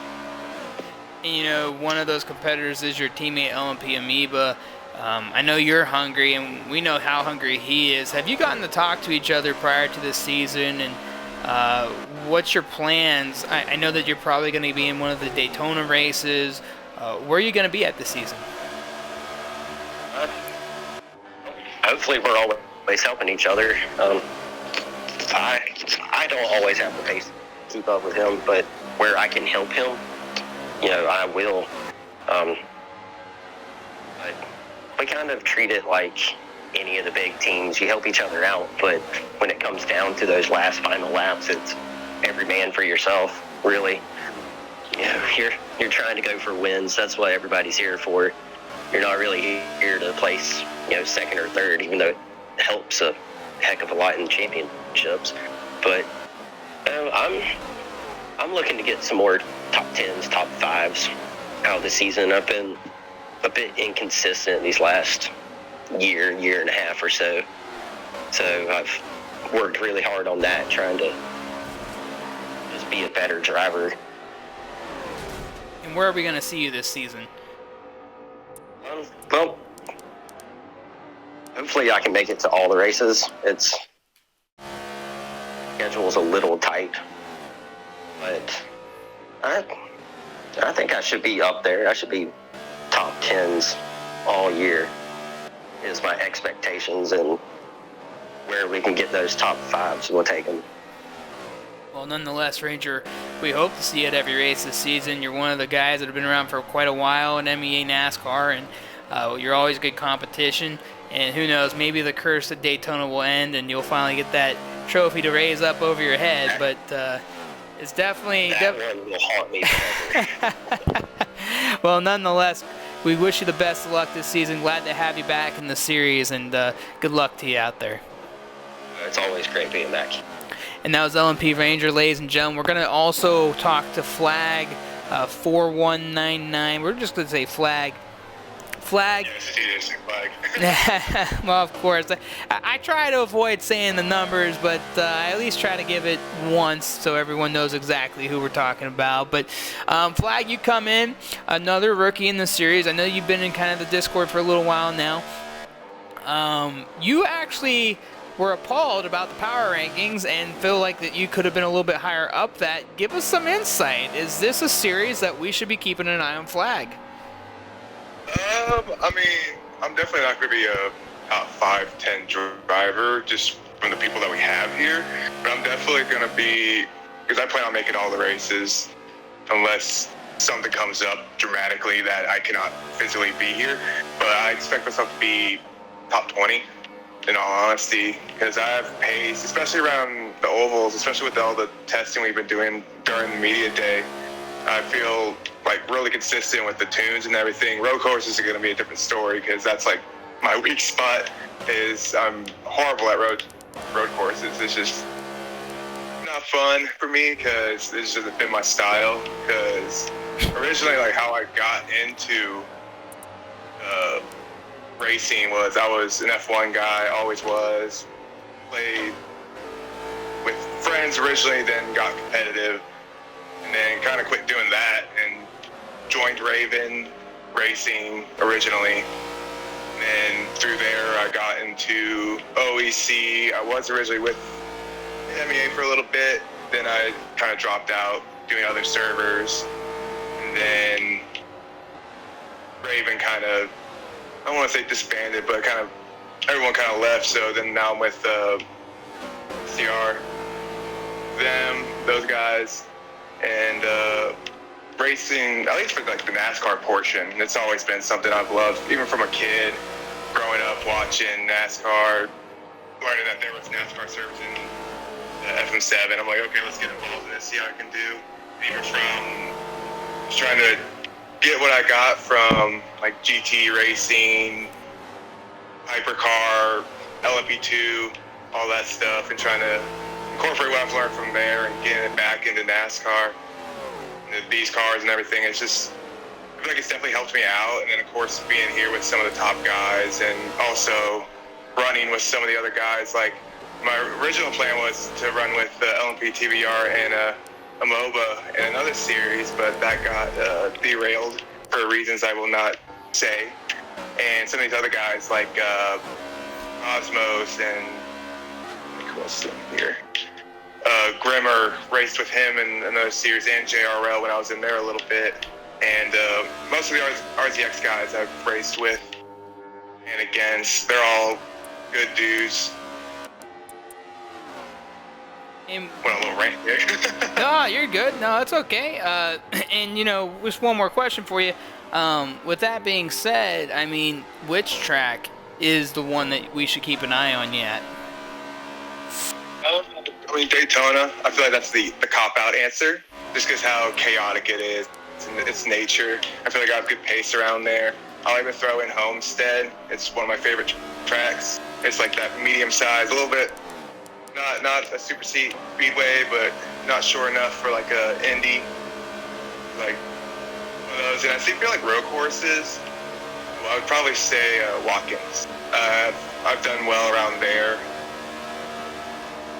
Well, nonetheless, Flagg, it's going to be really interesting to see you part of this field, part of a big rookie class, like I've been saying all day to everybody, but we wish you the best of luck this season, and hopefully, maybe we'll get to talk to you as well. A lot's going to have to happen for that to happen, for me being victory lane. Never say never, right? But good luck to you this season. Welcome to MEA, and we wish you nothing but the best. Alrighty. And that was Flagg, ladies and gentlemen, one of the rookies. And like I said before, there is a lot of them. A lot of them. So we will shift gears again as so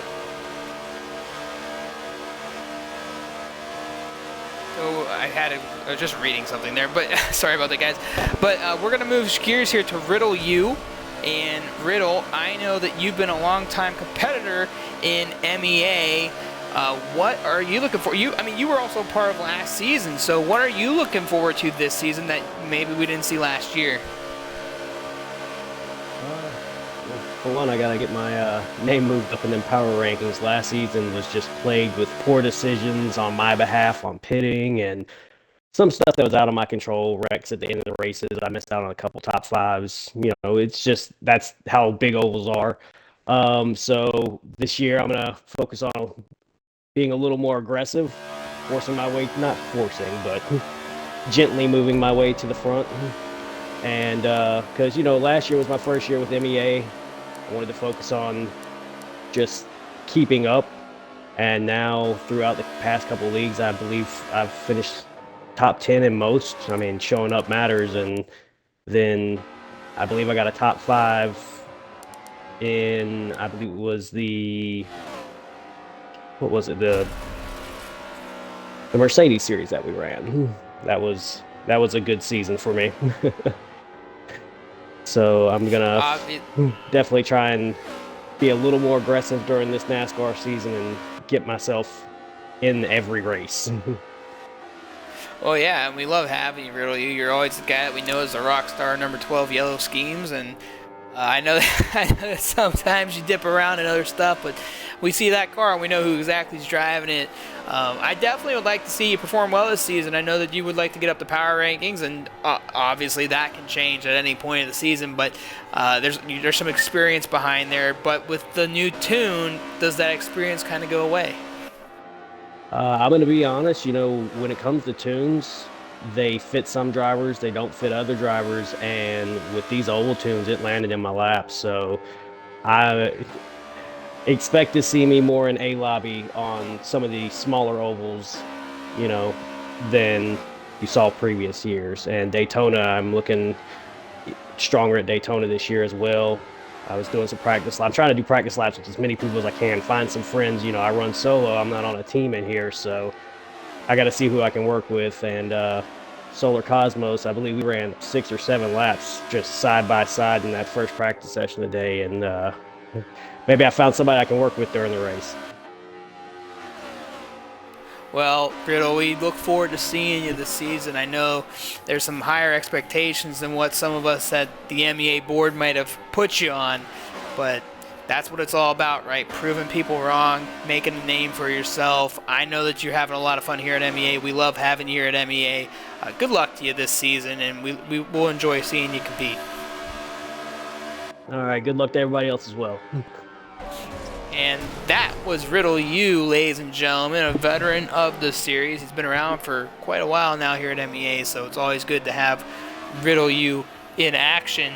We're going to shift gears again as we got a few more interviews left. We get to the top of the hour, we'll get with LMP Amoeba and talk to him, and then AMS Design to follow. We'll also get VNX Shoya in here momentarily, but we're going to talk to EXR Lucky. And Lucky, it's great to have you here. Make sure that your audio is checked off so we make sure that everyone can hear you. But Lucky, this is your first time here in the MEA NASCAR Cup Series, and I believe you have a pretty good history in this type of racing. Am I correct?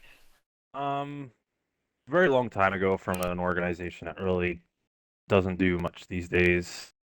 All the people I've been around for was called Turn. Did a NASCAR thing that I fared well in, but. So what brought you back to the NASCAR type style of league racing in itself? What caught your attention? And you know, like I said, we haven't really seen a lot of you in MEA, so it's nice to have you. It's so honestly always been Dayton time, as I'm on the East Coast of America. It's always been like a hard for me to get on at 3 o'clock is fairly challenging. So this being a little bit later in the day for me made it more accessible to be able to run it. And I have a handful of friends that decided to run, so I was like, all right, let's go.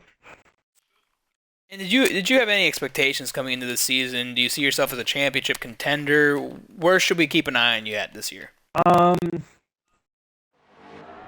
I don't know. You never know what happens, but I like to think that I have a good chance for, say, top 10. You know, there's a lot of big names in this series from what I've seen, and a lot of people I know that are good in the NASCAR stuff. So. And, you know, you're part of that big rookie class. It seems that it keeps on growing as the series gets closer to the starting point. Is there any driver in the entire field that has your eyebrow raised and is like, yo, this is who I want to be up with at the end of the season? I mean, it'd be nice if we here with, Boberts and I know I've always been close to Bryant in pace, but I don't know. We'll see. I like to think that I have the pace and the ability to hang up there, but it's been a long time since I've driven NASCAR, so we'll have to see. You still got plenty of time to get in the tunes and put down some laps and see where you're at amongst the rest, but we are looking very much forward to having you here at MEA. You're a veteran within the community, a rookie within the MEA organization, but we know that you're going to be tough out there, and we wish you nothing but the best going into the new season. Oh, yeah, thank you. I appreciate it. Best of luck to everybody else that's racing. All right, and that was EXR Lucky, everyone, as he's going to be making his debut next Friday at Daytona. I do believe we're going to Daytona. We're going to Daytona first, right, Boberts? We are indeed. We are indeed. We've changed the schedule around the last few years, so it sometimes changes. So I had to double check on that. So yeah, apologies on my lost mindset there. So that's everybody up to this point. We are going to have an interview here with VNX Shoya. And Shoya, it's great to have you. I know that we weren't expecting you, but here you are. And my question to you, sir, is you're a very driven guy this season. You talked about going for a championship. You don't really want to make too many friends. You just kind of want to focus on yourself. You'll do what you have to do. But what should we expect this season that we haven't seen in seasons past? More controlled manner. Like y'all said earlier in the day, I used to get in my head a lot, mess myself up. It ain't this case this year. ECC really helped me get that under control, so I'm a new driver and I'm ready to go. And I know that the last few years you kind of been in there. It was more about getting certain wins at certain tracks. Now it's about more than that. It's a championship. It's making a name for yourself. You're very good at Homestead. You've been very good at Indianapolis. We've seen you up front at Daytona. Do you feel like, as long as you are successful at these places, do you feel like your road course program is going to do pretty well as well? I'm actually feeling faster in the road courses this year than the ovals. And I know that that's been something that's really been kind of like, I'm going to be in the top 10. That's where my goal is. It sounds like you have higher expectations. I'm going for top 5s and wins on the ovals. Well, that's always a good expectation to have. I gotta ask you though, in the series there's so many new rookies, and I know that this is probably the biggest rookie class we've ever seen in MEA. Is there anybody in that rookie class that really sticks out to you that you're going to be focusing on, or is it just like one of those seasons, hey, come on in, I'm going to focus on me and you do you, or is there some concern with some of the new rookies along with the past competition that, is coming back this year? I don't. The rookie class is definitely strong. It's something new. We got a lot of new people, new faces. It's good for the league, good for the racing. A lobby's definitely gonna be stacked. I seen Sean. Good to see him here. Good to race with him. Never raced with him before. The design, Lucky, all those guys, and one guy returning, I really want to beat. He's in the party right now. He knows. It's been a thorn in my side, but I'm bringing it. And we're looking forward. I know that you we talked about your stats as an all-time driver here at MEA in 4 seasons. I know that for you it's not glamorous, but you have a lot of top 5s, you have a lot of top 10s. You've definitely been a top 10 driver over the years. What do you think you need to clean up coming into the season compared to the last couple of seasons where it feels like just been at the wrong place at the wrong time? Is there anything that you're changing as a driver to fix up a couple of the things that you've struggled with in the past? Well, a lot of seasons I usually try to stay patient and don't go for moves, and I end up in the trouble, and I stay in the bad part of the pack. And this season I'm gonna try to get out of those bad parts, and I'm trying to get to the front as fast as possible, because that's where least likely I'm gonna get taken out. Well, obviously you don't want to get in too much trouble, and I know you're going to plan on driving a little differently this year, but good luck on your championship campaign. I know you want nothing less than that, and we look forward to seeing you this season. Thank you. And that was VNX Shoya, ladies and gentlemen, a veteran, I almost said a rookie, a veteran within the organization here in this particular series, and Shoya's going to come with a lot of fire this season. We are at the top of the hour. We are going to get to our driver here at LMP Amoeba. I do believe AMS Design is going to be coming up. I don't know. It's a hit and miss opportunity for him, but LMP Amoeba, welcome to the show. Make sure your audio is checked off. I know you're probably smart enough to know that as well, but I gotta let everyone know when they come in here. It's good to have you back, Amoeba. How you been?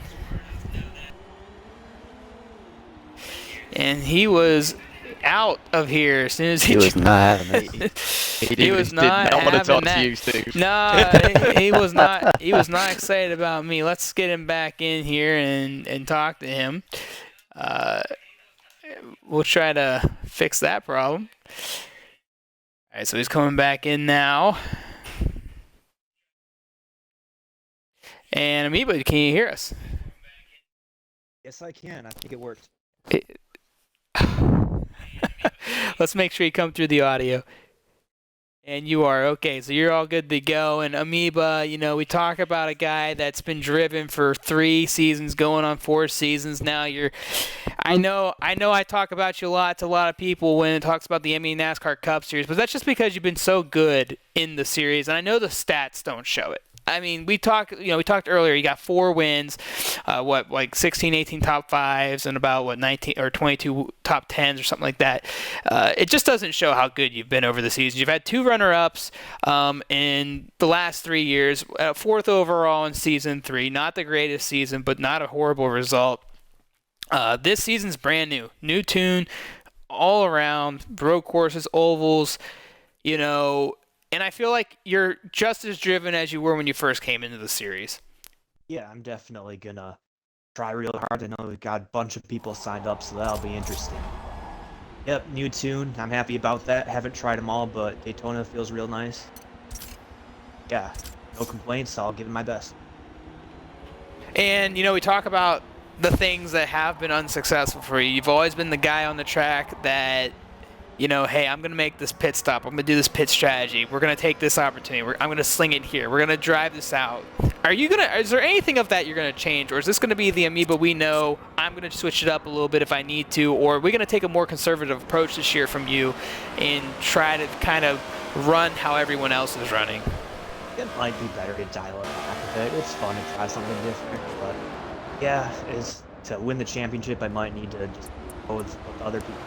But there have been times where I'm leading, and it's like, what do I do when I pick the wrong one? So, yep, I might need to fall in line with what others do when I can, but sometimes it's bad luck. A lot about that. And I know that there's a lot of the same people again this season, you know, from past seasons, but that rookie class is really big. And as a veteran driver looking at that, what is your thoughts? And, you know, there's quite a bit of good talent coming in. Yeah, it's a huge list. I honestly don't know a lot of them, but I see a few guys on there. AMS Design, RZM Sean, SWR Obvious, before. They're good. I'm sure there's some people I don't know on there that are real good. I think that's the fun thing is I don't know how a lot of these people are good. We'll see who I can get surprised about. So, and Amoeba, if I gotta ask you, where do you see yourself finishing this season? I mean, obviously those 2 runner-ups probably sit in your mind. You've never had a really bad season, just unfortunate races. I mean, where do you feel like you're stacking up this year than the last few years? Tough to say. I think it'll be tougher this year than any of the years, but I think I can contend for a championship with so many ovals.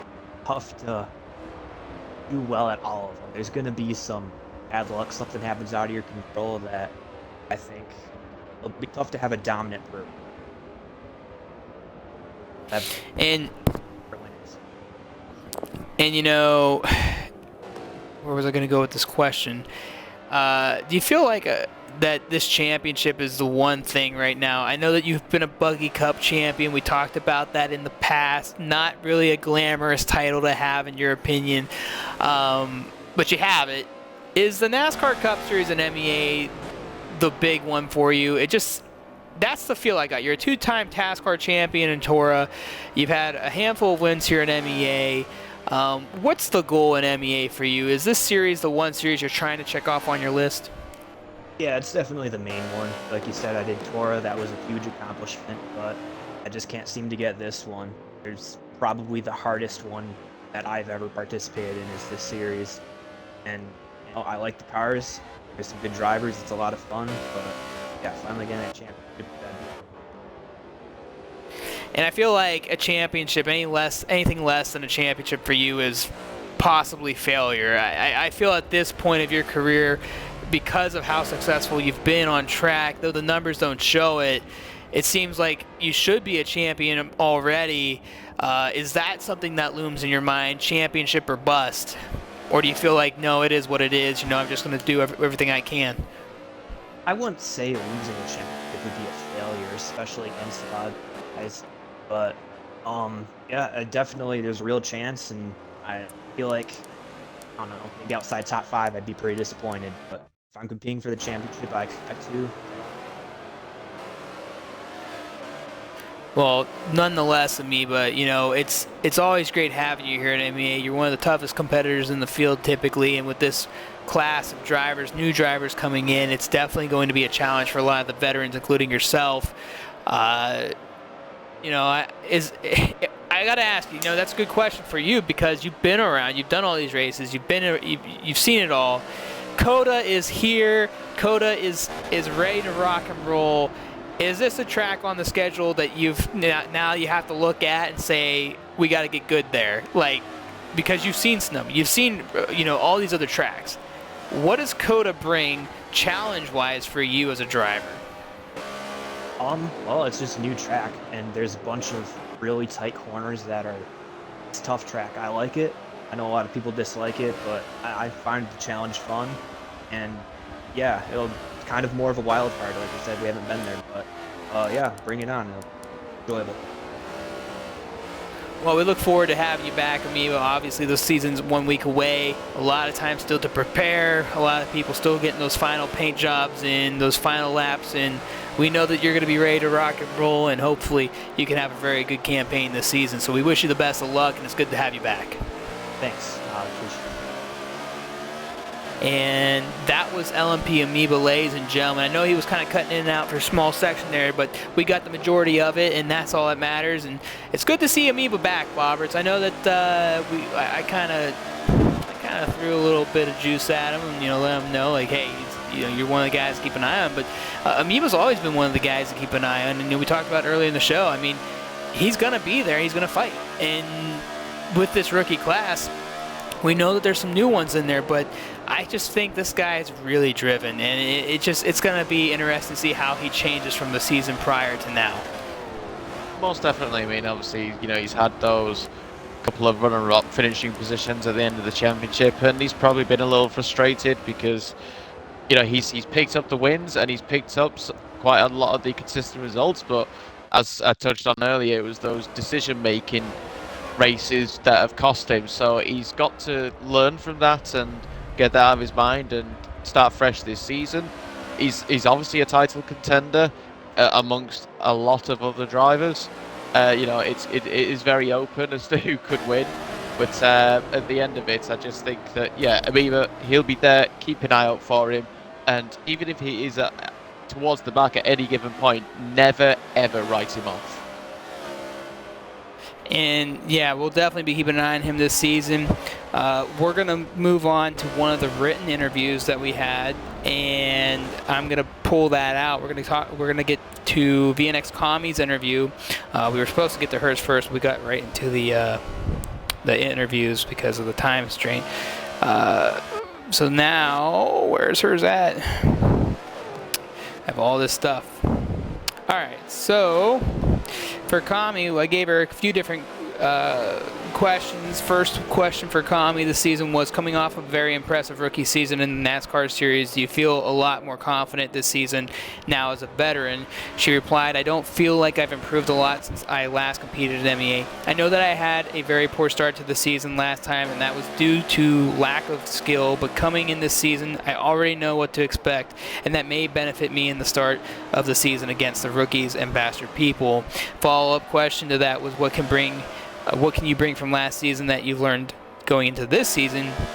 She said, the most I learned from last season was how to actually drive a NASCAR Cup car to be exact. It was my first time getting into a Cup car and actually racing with it competitively. Now coming into the season, I know how to drive properly and not have as many mistakes as I did last time. I also went and asked her, what are your expectations this season? What's your overall goal? And where do you feel you'll be a big difference throughout the schedule? She stated, this season I'm hoping to get a top 5 finish for most of my races and compete with the faster people of the field. Also trying to compete well in ovals and have less crashes and bad moments. I continued to ask her a couple more questions. I said, when you look at the roster, who sticks out and might be the biggest challenge for you this season? What can you do to improve from last season? She stated, I think for everyone, the main challenge will be Boberts, as that will be everyone's goal. But for me personally, I want to compete with Remix and Design, as they seem to be around my pace. I look forward to having a few decent battles with them. And then in conclusion, I said, do you feel like you can give a championship run? And are you going for that title after last season's improvement? She says, I feel like I'll have a lot better season than last time, and definitely going to push for as high of a position as I can throughout the whole series. The title seems a bit far for me, but I know if I practice a fair bit, I can have a shot at getting it, maybe. And Komi, Formula Uno's Fem Racer, she did have a rough start to the season prior, and Boberts, I know you were, you're part of that last season. She improved a lot by the end of the season, especially in the championship race where her and Katie took off late in the race and they were just flying through the field. I still think Komi is a driver to watch this season, and I wouldn't rule her out. I completely agree. Yeah, I think she may have been a bit modest on herself there. I mean, she did have a few rough areas, a few rough moments, some of which weren't her own fault either. Just caught up in the wrong place at the wrong time. But I do think that throughout that season, whether if it was the road circuits or the ovals, that she showed real good pace. And again, and amongst a lot of other people, is a driver to definitely watch out for, and will definitely contend for top 5s on a week-by-week basis, and even on the podium, and if not a victory. So I don't see any reason as to why not. Maybe she could even contend for the title. But again, just like everybody else, we'll see how see how everybody goes, see how she can adapt with the tuning, obviously with the new tune. But yeah, she'll do well. So going forward, we're going to move on to the power rankings. We do have one more interview to read off. That will be Katie's. That'll be in moments time here. We're going to go to the power rankings, and I believe both of you guys should have a copy of that. Now, looking at, and I have them here, Boberts, you come in as number 1 of the overall power ranking. Again, ladies and gentlemen, this is where the organization sees as an entirety from past seasons to now what to expect. And Boberts is coming in at number 1. Number 2 is LMP Amoeba, and number 3 is Miss Katie Cat. Some people would think Katie should be number 2, but because she hasn't been up to this point, I think 3 is very comfortable for her, being a past champion and knowing that she will have some success more than likely this season as we watch her get spun around on the screen there, battling with Bryant at COTA. Boberts, do you think that the top 3 is about right for you? I know that for you it's number 1, but when you look at the overall entirety of the league, it seems to be about right. Yeah, I think when you look at the top 3 who have been there for all 4 seasons or 3 seasons, those are the drivers that have been at the top a lot of the time, if not really the whole time. So, they're drivers that will pick up race victories, will contend every single week. They will, even if they don't win, they're always there in the top 5, and that's why obviously, Katie herself has got a championship. Amoeba has got his runner-up spots, and if not, should have a championship himself. So definitely it's the skill and the consistency of those drivers as to why they're up there. Now we look at the remainder of the top 5. VNX Shoya at number 4, and also VNX Komi at number 5. We just talked about her interview and how she feels. If she can have all those top 5s, then obviously I think she has an opportunity to finishing up front later in the season. The Remix at number 6 could be a question mark, but Remix has been a part of the series. I think he'll be pretty good at most places. We got JJ here. JJ, you're coming in at number 7 in the top 10 of the rankings. I know that you're a very modest guy, but how do you feel being at the top 10 of the power rankings? I'd say I feel pretty solid for the most part. Obviously, we've talked about how COTA is going to be the huge roadblock for not only the drivers who are good at the road courses, but for the more of those oval race kind of drivers. But I just feel like it's an okay place to put me. Obviously, I don't want to say I would want to go any higher. I mean, obviously, I'm going to try to push throughout the entire season and hopefully get up to maybe that number 1 spot by the end of the year. Now, obviously, that's a goal a lot of drivers have. And following you is USA MVP or U5A MVP, however you want to look at the driver. MVP, he gives himself not enough credit. I've competed with him, very solid road course racer. Doesn't feel as confident on the ovals, but as an overall driver, a very consistent driver, I think personally. He sits at number 8. Number 9, we talked to him, LMP Ranger. Originally thought he wasn't going to make a lot of races this season, going to be coming in at number 9.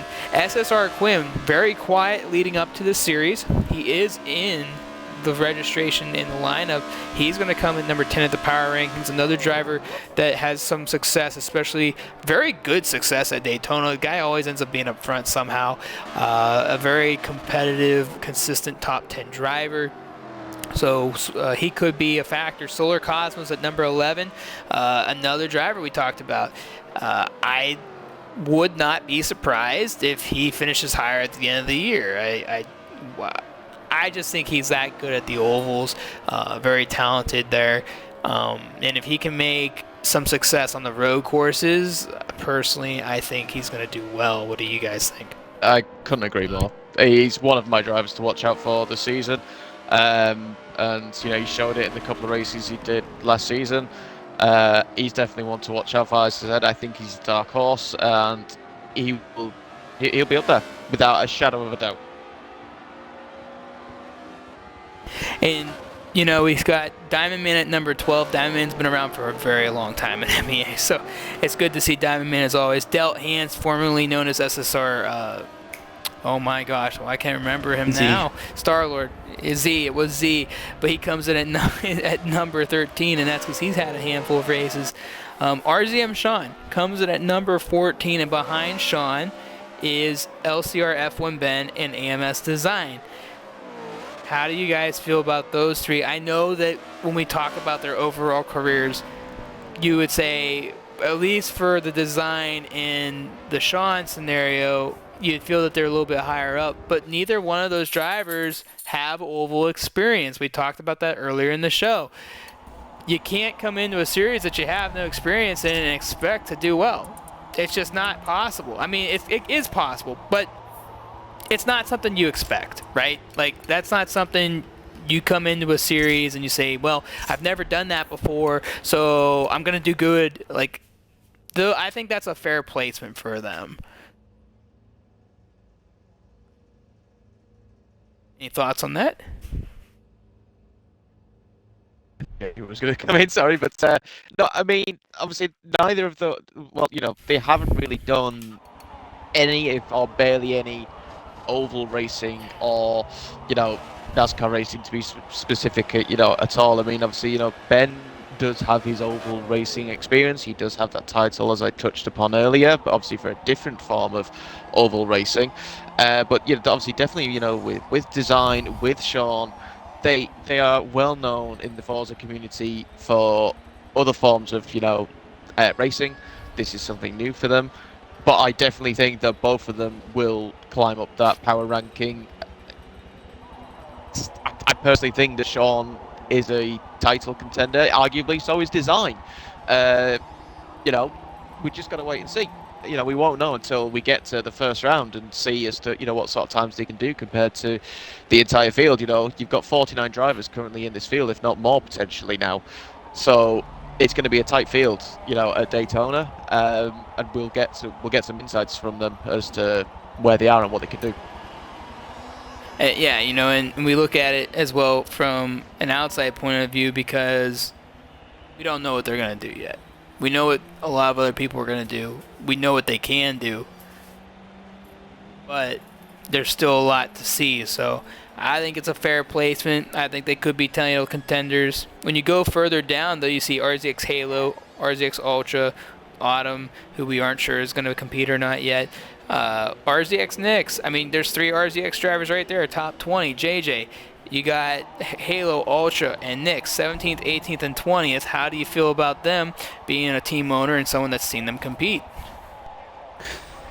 It's very nice seeing them wanting to get the experience. Obviously, we've been mentioning a lot about even before the series was announced. I told them, like, hey, it's about time for them to announce the new NASCAR series, and I know that they come from a long history of doing that kind of racing. But one driver I wanted to point out from my team, that being RZX Nix, he doesn't get enough credit from pretty much everyone we know, mainly because he's more of the kind of low-key drivers. Not many drivers know him too much, but he is, in my opinion, one of the few dark horses, underdogs that I have for the series. I mean, this dude, I mean, if you know how my pace is with NASCAR, I mean, it's exact same with RZX Nix. I mean, just so much raw talent, and we had to pick him up immediately. Yeah, no, I've competed with Nix as well in JRL, and I know his potential and where he's really strong at. Definitely could be a driver that could be a factor this season. We'll just have to wait and see. There's just so many rookies. Like, it's exciting. It really is. I mean, it would just take, you take a look at all the new faces. It just makes you wonder where we're going to be at the end of the season. So we'll find out. Let's see here, and then we move forward. It's TNR Bryant. Bryant is what we're going to say. And for those that don't know Bryant, he is the 2022 IndyCar champion. If you don't know this guy, very, very talented. Definitely someone that can be a factor. And I tell you what, I think he's going to be a part of the championship fight. And I just say that based off of his experience on the ovals. I really do. When we further go down, EXR Lucky, XPR Dartman Dam, 22nd, 23rd. Missile Vision, 24th, Deedspemon at 25th, Riddle U at 26th, Chase Elliott at 27th, Kartracer at 28th, 29th, BMS Rees, I do apologize. Then we have BMS Boost. We've seen him in the past, but not for this particular series at 30th. DOR Rouge at 31st, VNT Rosenquist at 32nd, SMX Savitar at 33rd, 34th Flying Rosie, TNR Horizon at 35, FSM Gray at 36, and then there's RZX Cam at 37. And I just want to take time to ask JJ here, do you feel like Cam deserved better than where he got placed? No offense to Cam, I feel like that's a pretty good placement right there. Obviously, you know, he has a lot of time to improve his current ranking as of now. But obviously still need to work on that road course game. Obviously, the oval game that he has right now is solid. Not sure if it's enough to compete a win. If he's listening right now, I know it's no hard feelings on him, but I'm sure he understands. But obviously, like I mentioned about the road course situation, he doesn't have that much experience. Obviously, him, and MVP, they race a lot in another NASCAR league that I'm not too familiar with. So, and they do a lot of ovals, if I'm not mistaken. So obviously, really looking forward to seeing if he has what it takes to improve on the road circuits.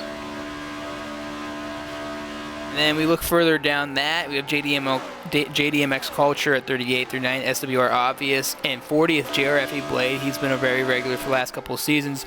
RZX Blessed, RZX Grimmer, also BCF Grimmer. Crane Dude at 43, Flagg at 44, ARC Samuel at 45, Roxman at 46, LGT Husky at 47, 48 BMS Aerovin, and Cactus Man at 49. The only driver that's not on the list that just signed up today would be Frodo FM. So definitely something to note. We'll move on to Katie's interview. She earlier this week had some questions to be goodness gracious, some stuff to answer question-wise, and we're gonna get a look here. So bear with us. She had 7 questions and she answered them very well. After an incredible opening season, this is the first question for her. Season 1, all the way back in 2018-2019 season, you went 7 wins, 8 top 5s, 9 top 10s. Something that we might never see again in the MEA NASCAR Cup Series, statistically wise. One of the most dominant performances ever, and here you are back in the full-time seat looking to make another championship run. Well, Mayhem, it's great to be back in my favorite MEA competition. The stats are rather flattering, as I was unaware of my 9 wins until recently. My goal this season, like most, is to do the best and avoid trouble in the process. Apart from the obvious main goal, this season for me is something I want to self-improve on. I think once you are fortunate enough to win a championship, you tend to look at more subtle ways of becoming a better driver. Last season at the final race at Homestead with 10 laps to go, I finally got cleared of 3rd and saw Shoya and Amoeba ahead. I gave it everything I had to close that gap. Unfortunately, I ran out of time. However, I proved to myself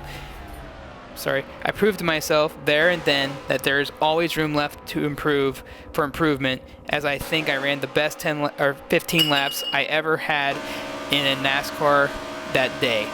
I aim to figure out what it took me to unlock that level of pace and whether that is something I can control or perhaps it is only possible when risks need to be taken.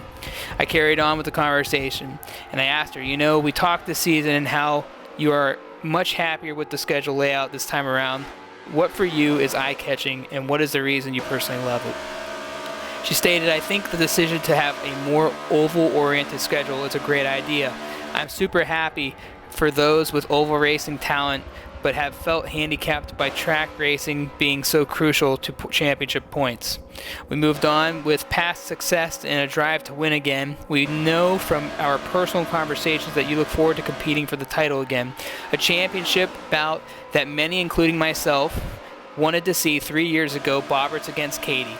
Now we get that, and not only will you two be the ones to watch, but you also got tougher competition now than back then.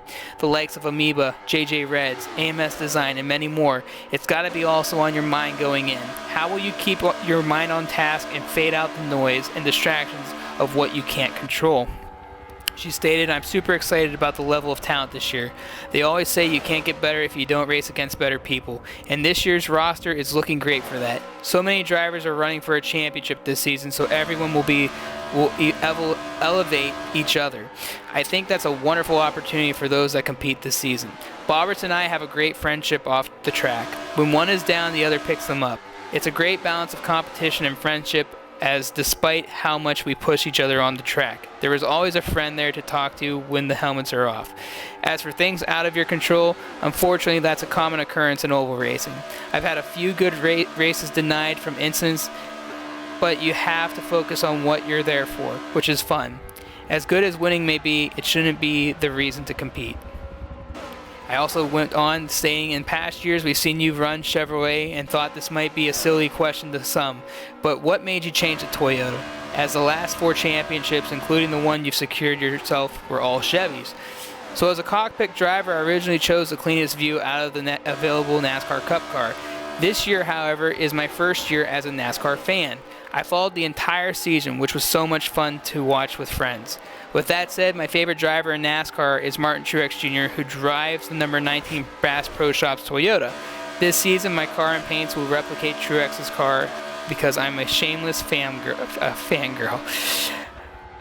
Number 5, our 5th question. As you know, you've had many success in this series, from winning a championship to wins, from road courses to ovals. It seems you're an all-around driver, an advantage that you personally have statistically over your former rival, Boberts. Do you feel you have an all-around edge to a certain degree? Also, when you take a look at your all-time wins, you have 3 on road courses, Watkins, Sonoma, Indy, and the 6 others on ovals. Is there any track that you look at this season that you think, I need to get better here? And going on to that, she stated, the last time I played Forza before the build-up to the series was the last MEA NASCAR Championship, which was over 7 months ago. This, of course, affects my performance when lots of drivers play Forza so regularly compared to myself, so my all-around edge may not be as relevant as it once was. Despite this, I'll do my best to reduce the deficit and try to improve in a short amount of time. I think it's inspiring to see drivers I've raced with improve themselves over time. A top 5 would be an amazing result for me on road courses, so that's what I'm realistically aiming for. We carried on. Though we've mentioned it before, you didn't run Season 2, and you ran almost half a season in Season 3. And last year you showed up, but it didn't really take it seriously, running 9 out of the 10 races, but had 0 intentions for a championship. This season you come in full time and are aiming for a second title. What must you do mentally to keep the focus, not only that looking forward to coming back with a great mindset heading into this season? I think it's important, she said. People just have fun with being part of it all.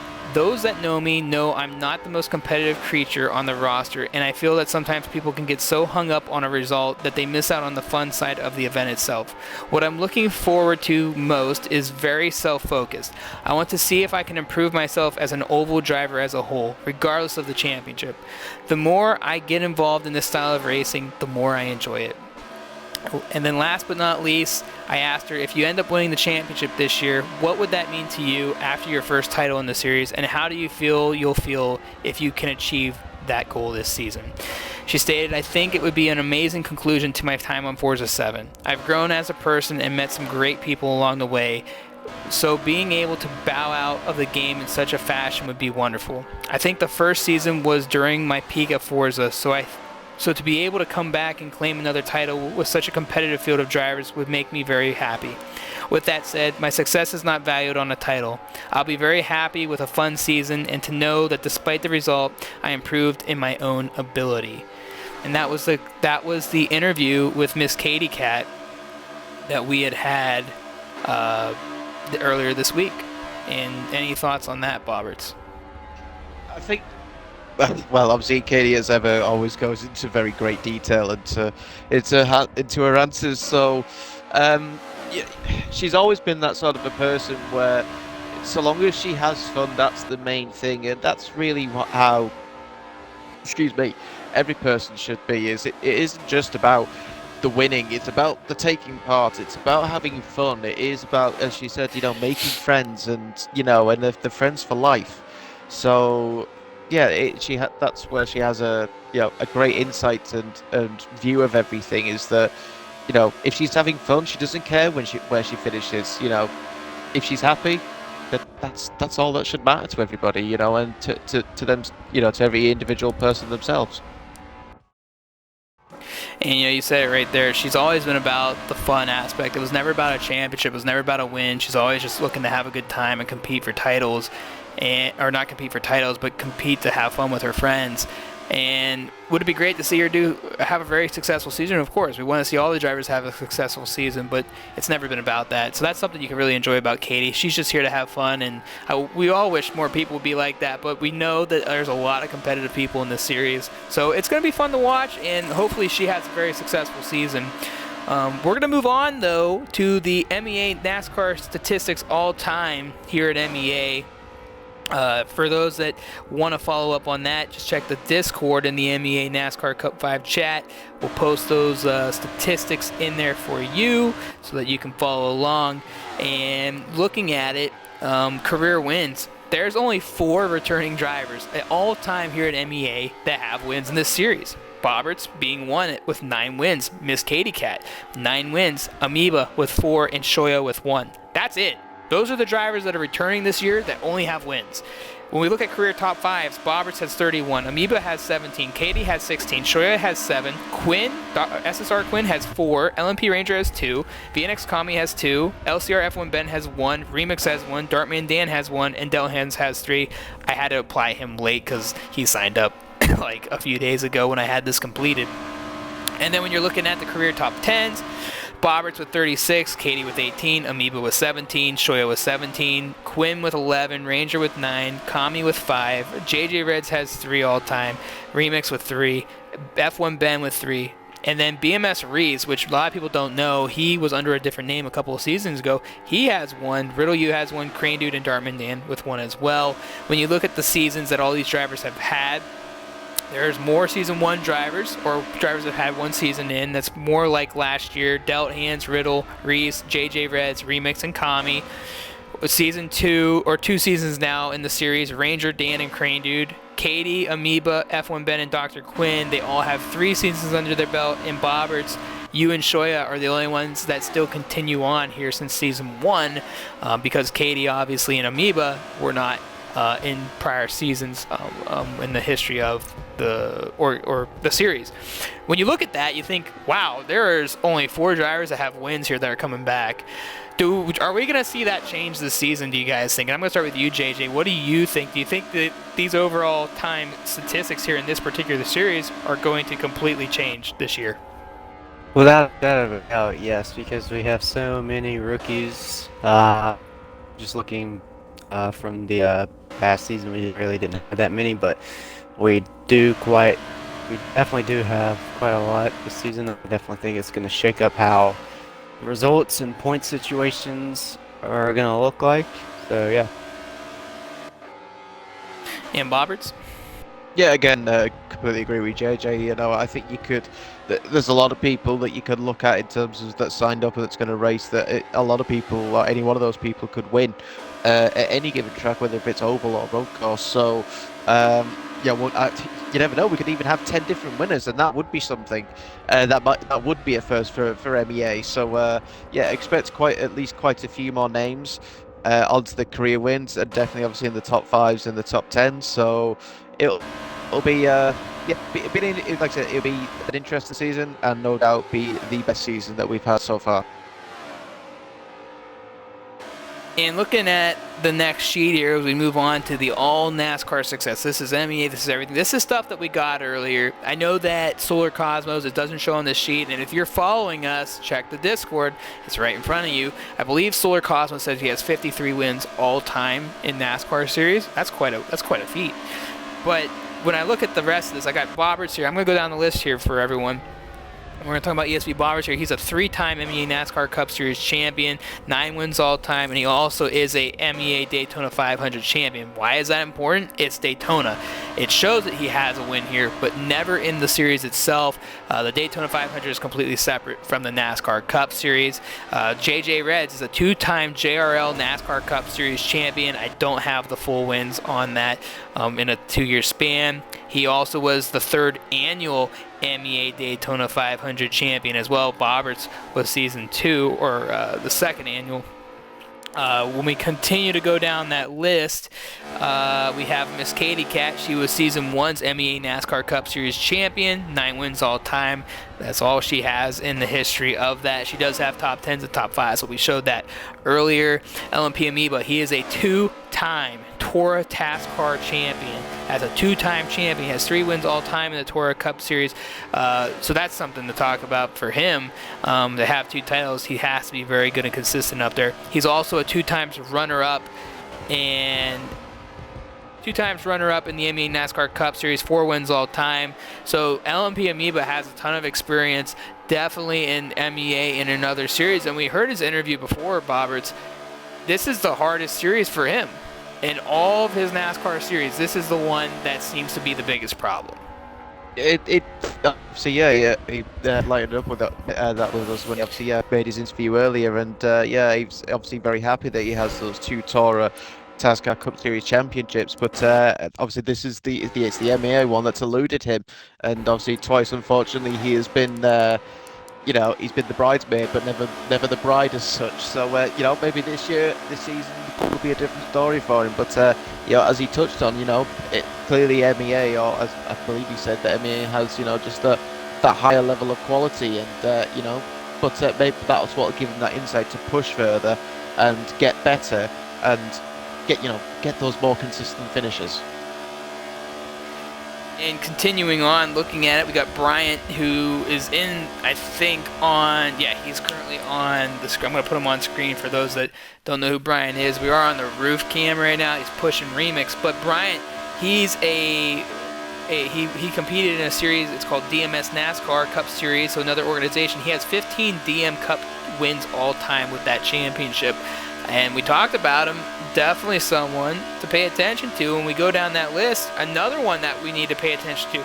88 wins, 88 NASCAR Cup Series wins, ladies and gentlemen, all time in any series this man's ever competed in. RZX Ultra.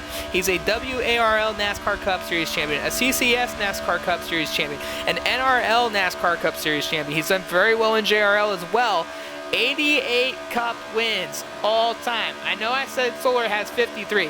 88. Boberts. That's insane. This man lives, eats, and breathes NASCAR. JJ, you know a lot more about this guy, but 88 wins, guys.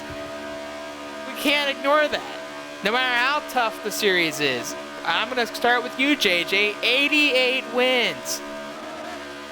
I mean, yeah, it definitely sounds impressive, and this series he's about to join up is going to be one that is going to test his pace with NASCAR and with other drivers of the series. But yeah, 88 sounds pretty good, but when you join something like this that you have no idea about and you're trying to get into it, doesn't necessarily mean that you're going to be great. I mean, obviously, all those wins, that's pretty good.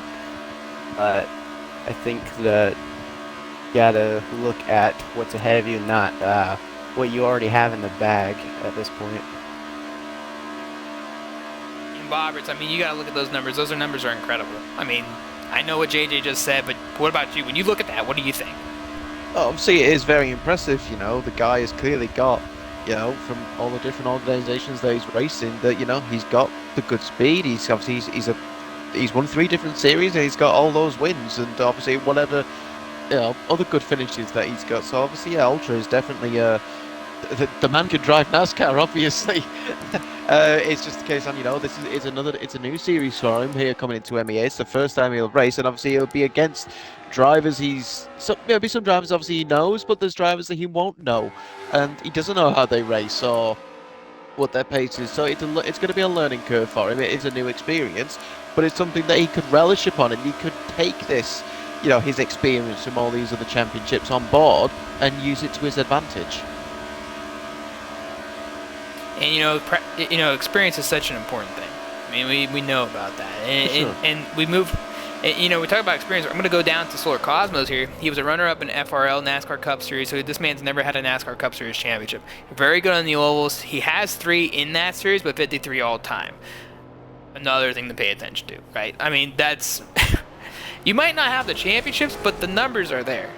And, I mean, it's just not something... In my opinion, I don't care who you are. You see those numbers, it's something to pay attention to. And... there's one other driver in this field that gave us some information, BMS Aravan. I'm sorry if I butcher his name. He's one of the Brazilian drivers. He has competed in, I think, a previous series a couple years ago in MEA, but not this. He was a CCR NASCAR Cup Series champion. He has a handful of wins in that series, I do believe, in another championship as well. So we got a couple of drivers in the field that have some of that NASCAR experience. I know there's probably a bunch more of you listening in. I could have sent that in. I asked for it. Sorry we don't got it. But 88 wins? You're kidding me, right? That's just crazy. You're flabbergasted by that, aren't you? Yeah, I mean, that just tells you how much the guy drives. I'm expecting big things when we go to all these ovals then, because I'm sure that most of the success is there at those ovals. But we're going to gear our way to the schedule now. And I'm going to post that as well for you guys that are following inside the Discord channel.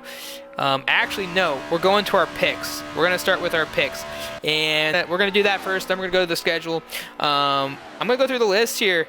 My picks. So the first question that we all got asked here, this is for the 3 of us in the booth right now. For those that are watching the stream, please put your questions into the chat box. We will carry over a little bit on the show if we need to. We still got about 20 minutes left. We said we might carry over another 30 minutes if we need to. But go ahead, if you're following us, ask those questions in the chat box. I'm following the chat. I'll ask those questions when we get to that portion of the show. Right now we're at our Pick'em section, and then we're going to talk about the schedule, and then we'll get to those questions, and then the remainder of the time we'll talk about MEA NASCAR and what our expectations are again. But who will become MEA's Season 5 champion? Alright? I said LMP Amoeba or Miss Katy Cat. I'm going to give my reasons why, and I want you guys to do the same thing when we get to you two as well. The reason why I'm picking Amoeba and the reason why I'm picking Katy. Amoeba is just always up there. Amoeba is always battling. This is why I could not really pick a champion. I don't see us having a back-to-back champion again. No offense, Boberts. I know that I know that's a goal for you this season. I just don't see it. I mean, we look at the schedule. It's not in favor of you at all. You've been very consistent, right? But we got all these new drivers, a lot of talented oval racers, some big names. It's going to be tough this season. But I just see Amoeba finally getting over the hump. I think he's going to take a more conservative approach, be a little bit more cautious on what he's doing as we watch Remix fly across the map here on screen. And for anyone that's tuning in, we're going to get ready for the next session. So if you want to get some oval Daytona practice in, let Boberts or JJ know, and they'll get you in. But I just see Amoeba being really tough this year. Katy, I just think she's going to be phenomenal this year. She's so driven. I've had a lot of great conversations with her this year. She's looking to do big things. She's going after a championship. I think this is the most driven, the most fire Katy that we've ever seen. Those 2 drivers particularly, I couldn't pick one. That's my thoughts on it. You, on the other hand, Boberts, can't decide either. And you put a rookie in the mix. You put RZM Sean or Miss Katy Cat. Go ahead and give us your thoughts. So, continuing on, obviously, with Miss Katy Cat, same reasons as you said. She seems. I think she's definitely, more driven. I think she's up for the fight and has the fire. This, going into this season, and I, in some respects, couldn't see past as to why she can't win it. She has every right to and every reason to, and I think she'll want her title back, as I'll say it. So because she's again very consistent. Whatever sort of track you go to. Obviously, I've gone with a very wild pick with going with RZM Sean as my other potential champion. Simply basing it on, obviously, I've raced with Sean a lot in many different forms of series, whatever it is, and the guy's crazy. He will turn up and he will just do what he needs to do. He will drive whatever car it is, and he will just be at the front or towards the front at all the times, and he makes very few mistakes, if any whatsoever. So that's my reasoning as to why I've put Sean up there. I personally think it won't take him long to get used to this car, and I think he will battle for race wins very quickly. And JJ, you had one and you picked Katie. Your thoughts on your pick? I did pick Katie, however, I'm gonna flip-flop those here late. I think Katie's definitely the one to watch out for this season. However, I personally feel like now that Amoeba is going to be the one to possibly win this championship. The reason for that being is basically adding on to what you were saying, Steve.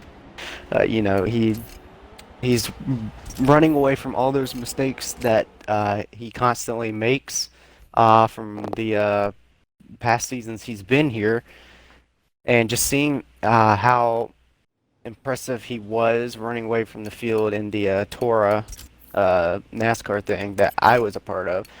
I just think he's got it. I think it's going to be a challenge for him though, but I feel like he's going to come out on top here. And of course, Katie. It's been a while since we've seen her, since the previous NASCAR season. And Katie, obviously, very fired up, very active in the MEA Discord now, so you can tell she's very anxious for this season to get underway. But yeah, those are just pretty much my picks. And the last thing I wanted to mention is the one person everyone needs to watch out for. My dark horse for this season is U5A MVP, aka MVP. We've been racing with, or I have been racing with him, him, and another guy very well known in the community, that being Vanquish FRC. We race a lot in other leagues, and if MVP's getting really close to ending up on Vanquish's space, and if you know Vanquish, if you look throughout all the leaderboards in Forza, you know who Vanquish FRC is, and I think that MVP is getting very, very close to reaching his pace. Just going and looking back at all the races that we three have done. But yeah, I just think that MVP is going to shock the entire audience here when the season approaches. And those are great takes. And though I didn't ask those questions, JJ gave us our full list there, and I love it. And I just, you got great input on that. I mean, it's going to be tough this season, that's for sure.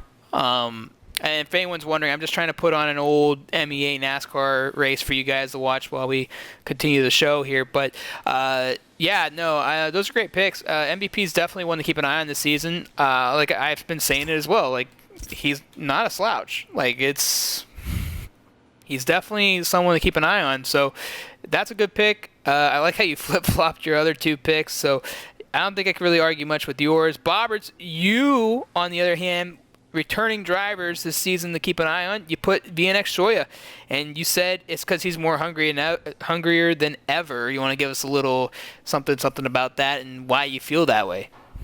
Yeah, it kind of corresponds to even in his little interview that we had with him. At he's fired up, he's coming back, and I think he's got more in him this time around, and I think it sounded like he was more confident, especially on the the road courses as well.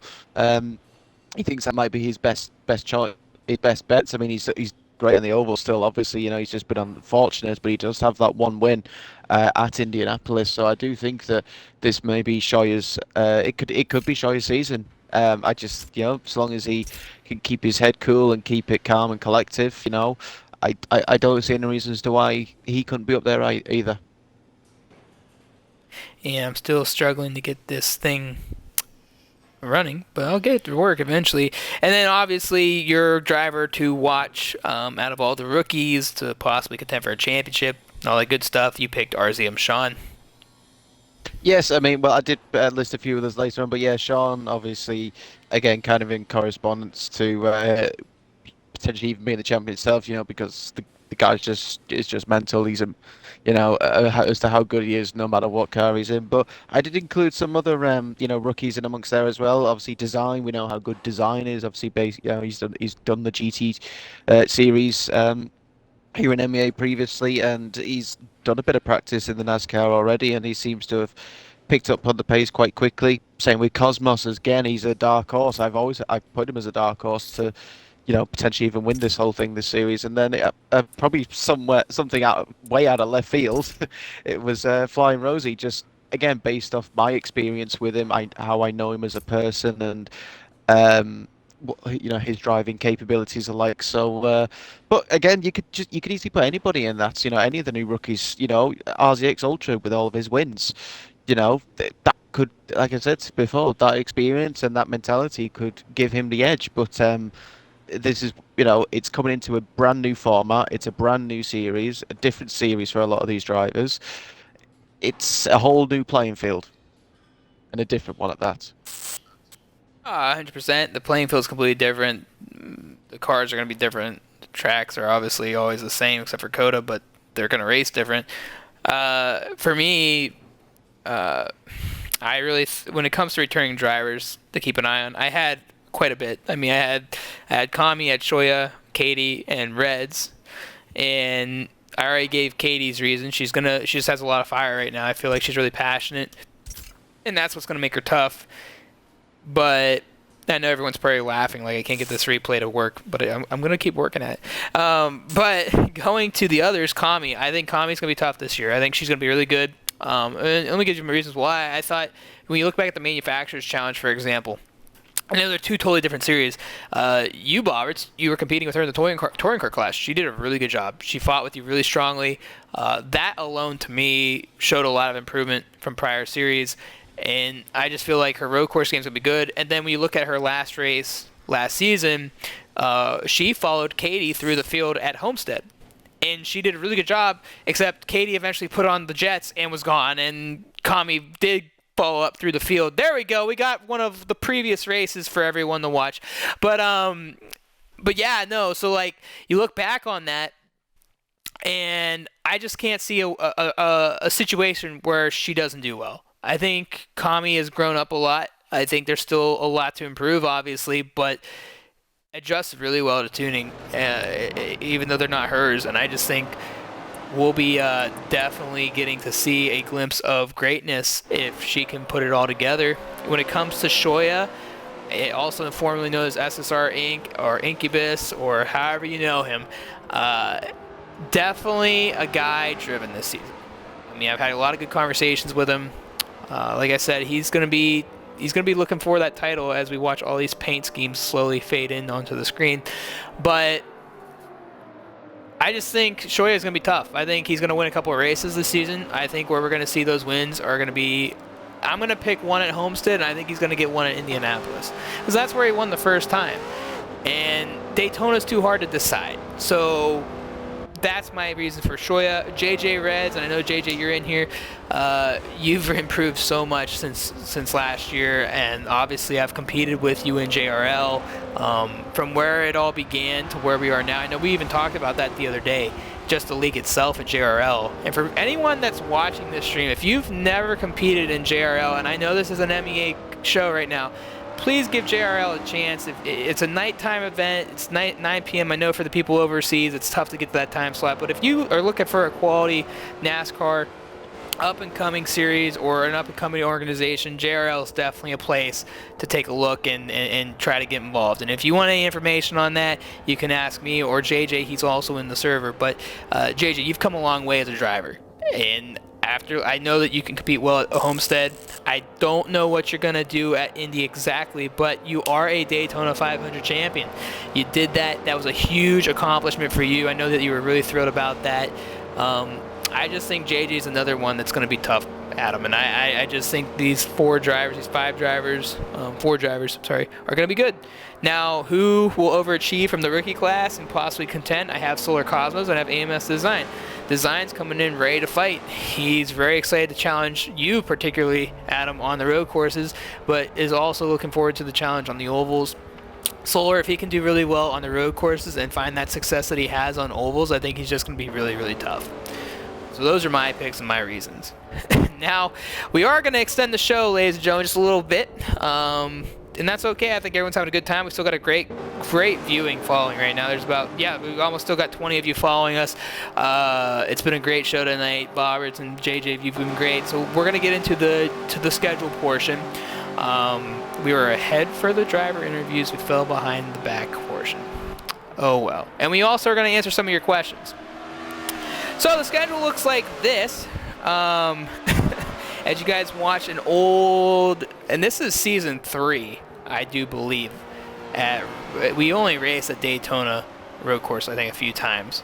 This is a good race between Amoeba and Boberts at the front.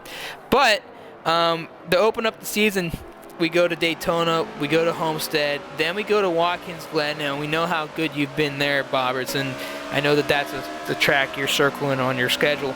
Then we gotta go to Indianapolis, we go to COTA, then we go back to Daytona week 6. Yeah, week 6 we go back to Daytona, we go back to Indianapolis, Homestead, and for those that don't know, on the round of 8 or round number 8 is a military appreciation race. It does not matter if it's America, England, Scotland, New Jersey, or not New Jersey. Wow, that's a state.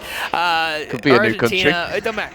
If you want to support your troops of your nation, put a scheme together, please. We want to have a little appreciation. This was something that the drivers earlier this month wanted to do, and we know we got some veterans in the series, so we definitely want to give a little back. So if you can do that, release a scheme for one race, that'd be great. Also, the first Daytona race is a night race. We can't forget that. We go to Sonoma in round 9, and then we finish off at Homestead. And Boberts, I'm going to ask you first. The schedule's different. The schedule's going to be a little tougher for you, I think personally, but going to be a fun challenge. Without a shadow of a doubt, yes, it is. Obviously, we've got 7 ovals, 3 road courses, a new road course for this season, being at COTA. It's going to be a fun one. It's going to be an interesting one, and obviously we've got the new aspects for the last round, Steve, which I don't think you've mentioned yet.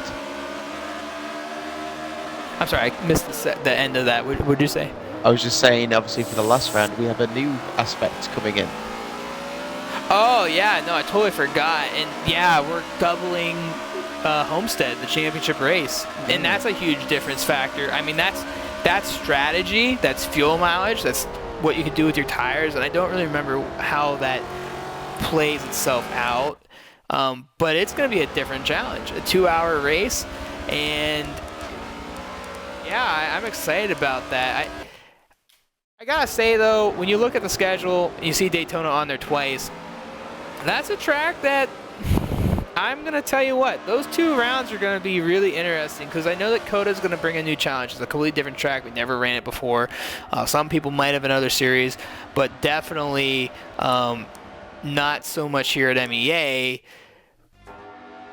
Do you guys think, and JJ, you can answer this first, do you think that the championship's going to be decided in round 1 and round 6 of the schedule, both at Daytona?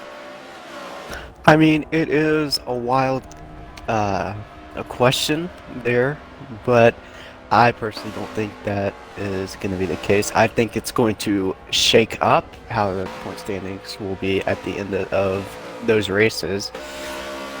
Obviously, because Daytona, you don't know what to expect. It's an absolute wreckfest because you're going to have multiple cautions. You're going to have drivers pushing as hard as they can up to the front of the field. But yeah, I really don't think that that's going to be the championship deciders. And Boberts, your take on the way that this, the reason why I say can it decide the championship is because it really is a tough race, and the tandeming is getting better amongst the field. Yeah, no, again, I agree with, obviously, with what you said. I also agree completely with what JJ said. I think it will shake up the field. It may mix up the field, but I don't think it'll be a title decider as such. You know, nothing is settled in round 1. You know, it happens from a string of races, not just off of a single one. So we just you know, everyone's just gonna have to take it how it comes. But obviously, as JJ touched upon, you know, it's a difficult track. You know, with the tandeming aspect, some drivers can do it, some need to perhaps improve on it, or even test it for the very first time. But obviously, it's based off last season and previous seasons. Daytona has a history of the big one, and on more than one occasion. I will say season 3's big one, which is part of the MEA preseason show or preseason video, probably was the worst track all time. But it was so exciting. And I know if you look back at those times, a couple drivers weren't too fond of that moment, but gosh, what a moment that was. You know, heard Ranger about it earlier. It haunts him till this day. But I see also in the chat, I see MVP mentioning he thinks round 6 of Daytona could be a deciding factor. I just think Daytona is a tough choice, but it's a great track. And now with the tandeming, I feel like the competition at Daytona, the tandem itself, is going to be so much different. There's so many of these drivers know how to do it now. We did not always see this back 2-3 seasons ago. It really just started last season when we seen it in MEA. So. We watched it in the practice. JDMCulture was literally chugging along with Kartracer, and they were catching Remix and I believe Bryant. Yes. Yeah. I mean, the tandem can be a major factor. It definitely will be. There's if you can get your car hooked up perfectly to the back of a companion, the car in front, then. Yeah, you will go those 2/10, even 3/10 faster per lap. You know, it just shows how much quicker it is, and it's a little silly, but it's also true. You know, you're pushing the car, you're giving there's less drag. If I had to ask you, JJ, what the deciding factor of the schedule will be, do you have a track, whether it's Daytona, COTA, or the way that it's set up, because Homestead's there 3 times, and there's a couple of drivers that are really good there. Definitely how the schedule has been laid out. Obviously, we've been doing Homestead 3 times the past few seasons. But one track that sticks out to me the most, and I know that everyone's mind is on COTA right now, and it is a very difficult track. You know, you have a lot of the technical aspects, high-speed corners. You know, it's pretty much a racetrack all in one. But one track in particular that really might be one to watch out for is Sonoma. It's can be a high-speed track. If you don't get your braking necessarily right here at Sonoma, it's probably going to cost you if you're one of those top 5, top 10 drivers in the points aiming for that championship title. And if you don't improve at Sonoma, it's going to be a rough final race at Homestead for you, I believe. You know, Homestead's, and I know we talked about this previously in the week, I love Homestead. Or not Homestead, I'm sorry, Sonoma, my apologies. Because I think it's the best road course on the schedule. Watkins is only fun because it becomes a fuel mileage race. It has been the last few seasons. And for those drivers and people in the chat that have been fighting against it, against MEA not letting that happen, fuel mileage races happen in real life NASCAR. I just want everyone to know that. That is a real thing. The fact is people don't know how to do it in the game. But we've given the hints to drivers, and we're going to tell you guys the secret. You got to start lifting going into these turns. If you want to make it on one field, and we know the tune's different this season, so that could change quite a bit. We don't know.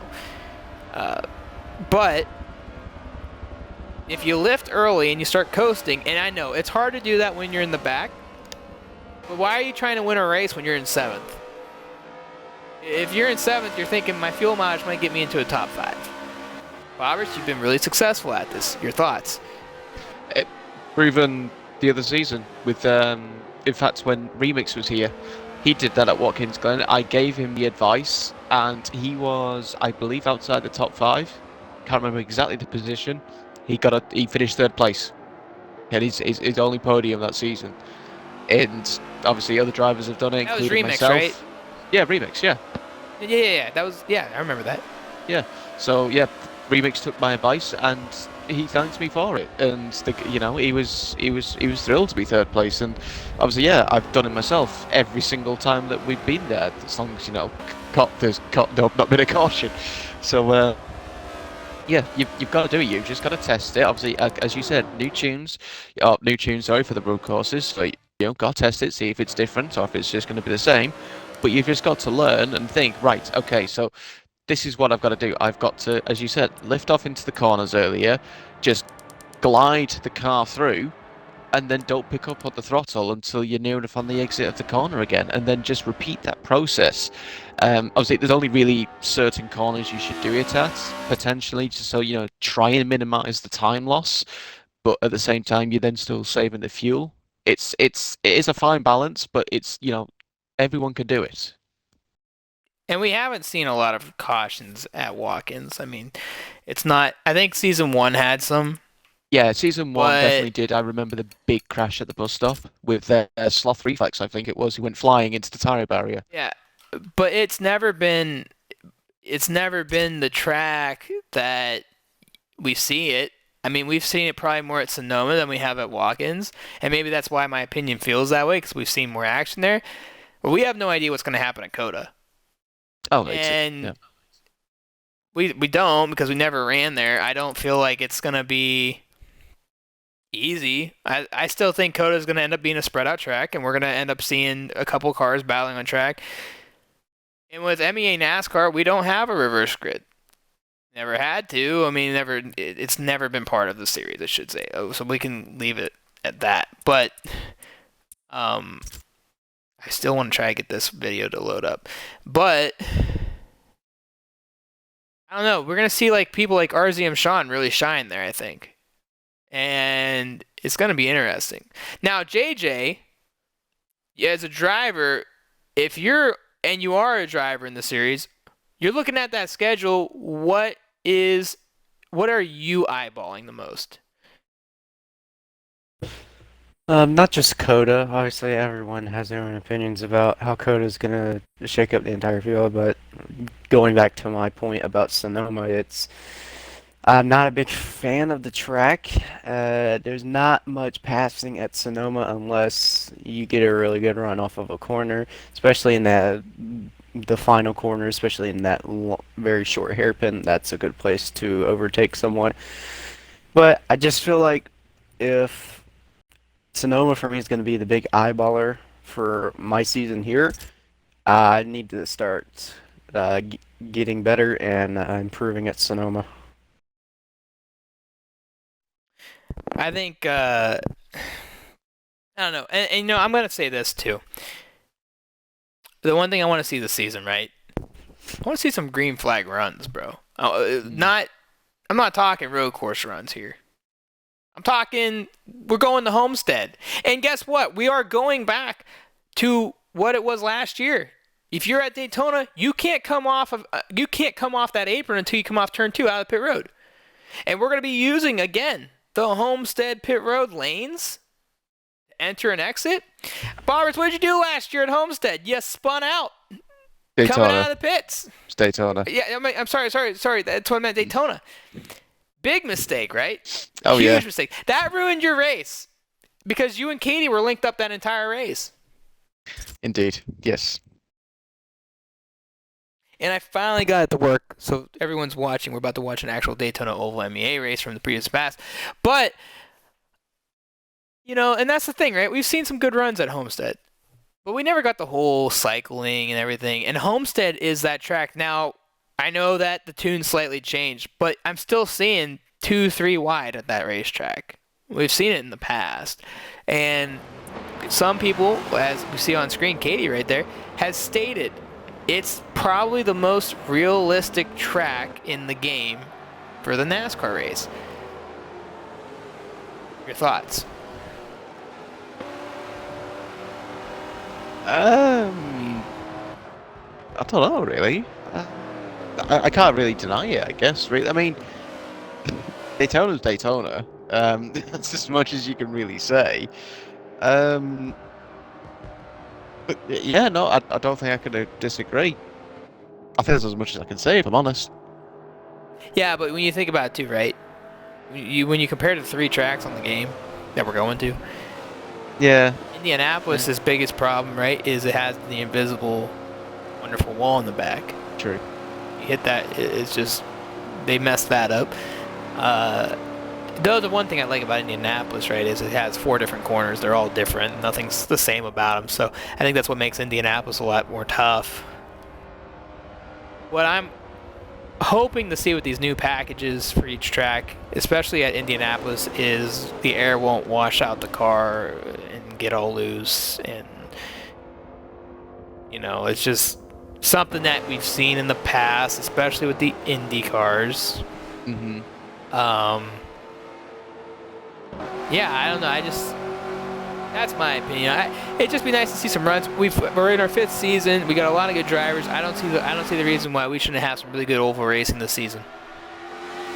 I'm sure we will. I don't see as to any reason why we won't or why we can't. We just got to hope that you know, all the drivers participating and taking part, that they can keep their noses clean, you know, for good periods of the race at least, and then yeah, you will get those, you know, long green flag runs. And we're going to move to our thoughts now from the schedule, and we're going to answer a couple questions. For anyone that's still watching the stream, feel free to ask some questions here. Grimmer asks, how do you think BCF Grimmer is going to do and predict on him? I think the only person that can really answer that question here is honestly JJ. The fact that JJ, you've had the experience with Grimmer in the past, you've seen him. What do you think, given that question they just asked? Where do you think that he's going to end up in this season, prediction-wise? I would say race-wise, maybe not quite in mid-pack. I wouldn't say like last, but maybe somewhere just outside of the mid-pack, whatever lobby he may be up into. I just feel like he has experience. He needs a test to try to get on pace with some of these quick drivers that we have now. And, you know, I'd agree. I mean, I've had little experience with him in JRL. I can't say I raced enough with him to give an honest answer. But yeah, we'll have to wait and see, Grimmer. I'm not sure. It's going to be interesting. I mean, there's so many rookies too, right? I mean, that rookie class is huge. And we've been saying it all show long, it's huge. We just don't know. I mean, it's going to be interesting. I mean, what do you think, Bob? I mean, I don't think you have much knowledge of Grimmer, honestly. I mean, obviously he has raced in previous events, not every single race, you know, within those events, but yeah, has turned up on occasion. So I don't think I can disagree with JJ. Obviously, JJ knows more than you or I will as to what Grimmer can do. But there's no reasons to say why he can get higher up the grid. It's just a case on seeing what he can bring to the table.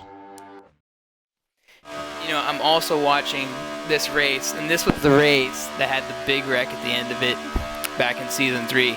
I don't know if you guys are watching it through the stream or not, but you're seeing how fast Katie and Northern were in that race. I don't know if they were really breaking the bubble or if the video has shown it exact entirety, but if they did break the bubble and their nose to tail, this is what you're seeing right now. A gigantic gap between the 2 cars up front. We're going to see a lot more of that this year. I don't see a lot of these drivers expanding like they did in past years. The other question that was asked in the chat, and if you're still watching the chat, feel free to ask questions. We're going to take this to the bottom of the hour to close up the show, so you got another 18 minutes to ask us questions before we get off here. But the other question, who will make the biggest jump in the power rankings? And that one's from ZDog13. Boberts, your take on the power rankings. Who do you think is going to make the biggest jump this season? I mean, it's a very good question. In all honesty, it's a difficult one. It is a very difficult question to answer because there's so many people that you could look at. I mean, you look at let's say the bottom half of those in the power rankings.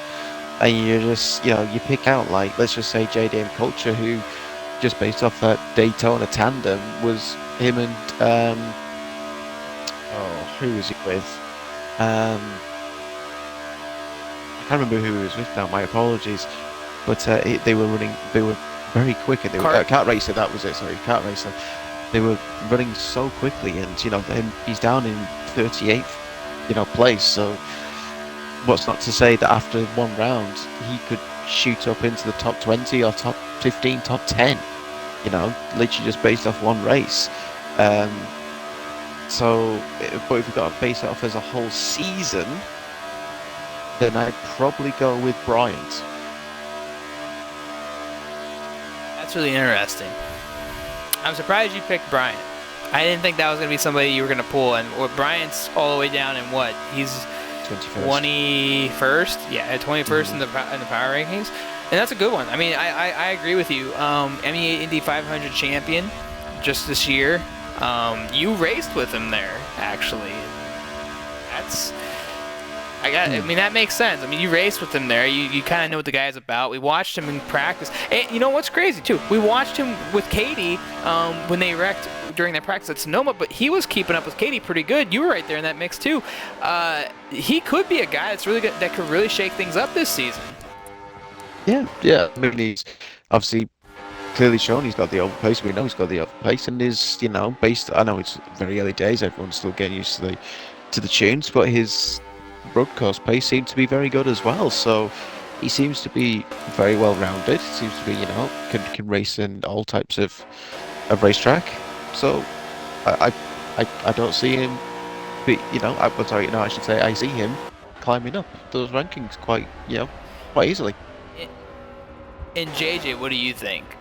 Because I see MVP down here putting cart. I think they was answering your question though. But who do you think is going to move up through the power rankings exponentially, and why would that be your reasons? Because this is a good question. I mean, it was so hard to figure out where everyone should be in the power rankings, especially with the people that we didn't know. But I think there is a couple of people that you look here and you think, yeah, he or she should be out there. Well, obviously, I had MVP as my dark horse for the series. I mean, I know he's going to move up, but obviously, when you look at him, he's in P8 right now on the power rankings, so he's not going to move up maybe like 2-3 places. So, but the two people I have, I'm going to go ahead and start off with RZX Nix. Obviously, I've been talking about him previously on the stream, but I personally don't think he's gonna have a great attendance because I think he has personal reasons. But if he did have a good attendance for this series, I think he is one to watch out for to move up to the rankings. The second person that I had was who was it? It's 24th, I think. Missile Vision. Now I don't race with Vision that much. The first time I raced with Vision was in the EMC NASCAR series opener at Daytona, and I know it's Daytona, it's a luck-based track. It's not much, basically not doing much, just sitting in a tandem, just holding your line, trying to not touch the yellow line through the corners. But I've been watching some of their streams through the NASCAR series. Obviously, I couldn't make all the races due to personal reasons, but Vision was always up there in that top 5, and obviously this guy very eager in NASCAR to race in whatever league it is, and just seeing his name always pop up in the EMC stuff always surprises me, and I think he's going to be also one to watch out for moving up through the rankings. Missile Vision's a good one, right? I seen Outlaw. I know Outlaw knows him from the EMC community. And Missile Vision was really good in the RSR Cup as well. I mean, he was running pretty good there. So I would have to agree. I think, and you talk about Nix, and I know Nix is sitting at 20, but he could. I mean, if he makes races, you're right. He could move up the ranks. I don't think MVP moving up anymore. If he moved from he's currently 8th in the power ranking.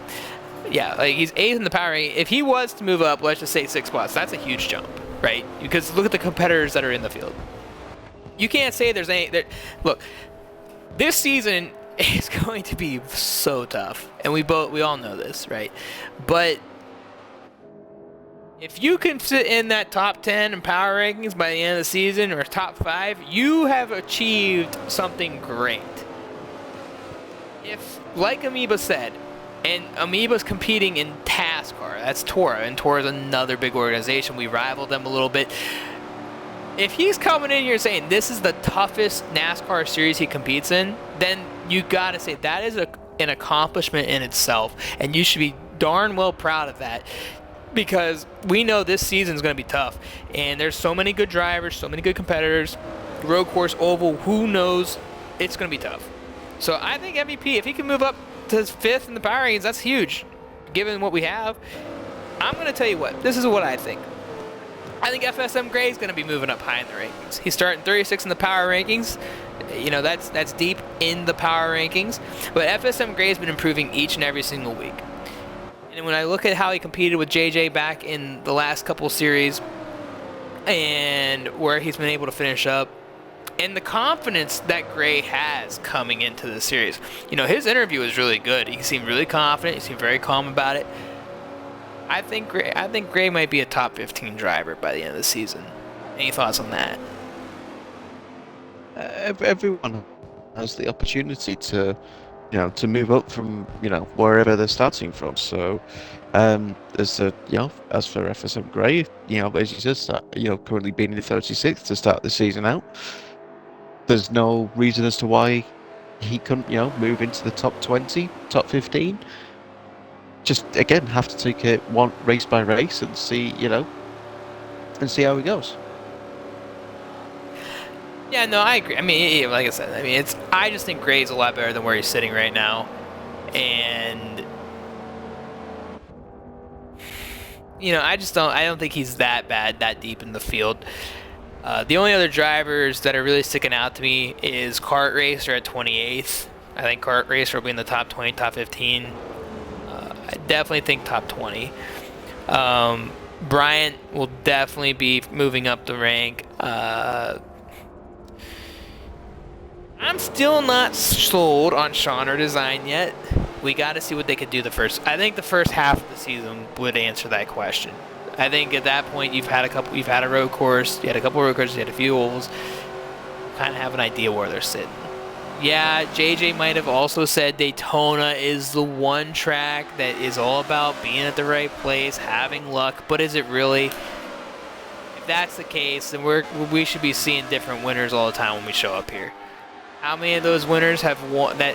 How many of those drivers in the last 4 seasons have been multiple or I should say, were contending for the win and were a champion later that year? Not many. Northern Thunder is the only driver. Katie is the only driver. Those are drivers that have already won in the series. Yes, we showed you guys the sheets earlier today. Northern Thunder's not on that list. Outlaw's not on that list. The reasons why those drivers are not on that list is because they're not entering this season. So yes, you could have 6 drivers on there. All those drivers have won. Northern Thunder has 5 races all time in MEA, and that is in one season. Lost 2 points to yours truly, Boberts, in season 3 for the championship. Okay? If you're gonna tell me, JJ, that Daytona is all about luck, and all these other people, right, that are sitting here telling me right now Daytona is all luck, then why haven't you won the race yet? I mean, I necessarily don't think that, I'm sorry to cut you off, but I personally, I'm not saying 100% that it's luck. Obviously, you have to be at the right place at the right time. It's all about survivability. And that's where we're going to see new race winners. Maybe not compete for the championship, but at least they're up there racing for the wins. And who knows, we might have Katie, who in season 1 won like 10 or something races, I don't know exactly, but she could go out there and win every single race, including Daytona, and be the most dominant driver. But of course, Daytona, it's unpredictable. You don't know if you're going to have a really long run race, or if it's just going to be chaos filled like we've been seeing in the past. Yeah, no, I mean, I get what you're saying, and I totally agree, but all I'm saying is, right, we've had, okay, so if you want to talk about the Daytona 500, that's a way longer race. So that's a whole different situation, same scenario, different thing. You've won a 500, JJ, but you've also won races, and you're very good up front, especially the ovals. Boberts, you're a 500 champion. I can sit there and say you never won an oval in this particular series, but you're up there. You're always up there, right? If this race, like I said, if this race is a luck race, then why am I not seeing drivers, for example, right? And I'm going to point one out here, and I'm not picking on anybody particularly here, but why isn't, for example, in seasons past, why isn't Clyde Yellow up front? Why isn't that guy up front? We see them on the screen right now, right? Why aren't they up there? Because they don't make the moves, they don't make the right pit stops, and qualifying is just as important here. I saw somebody earlier this week say qualifying at Daytona is not important, it's just Daytona. There's 50 drivers in the freaking roster right now. If you do not qualify top 22, top 23, what are you saying to yourself? Adam, is the Daytona race not an important qualifying race? The first race of the season.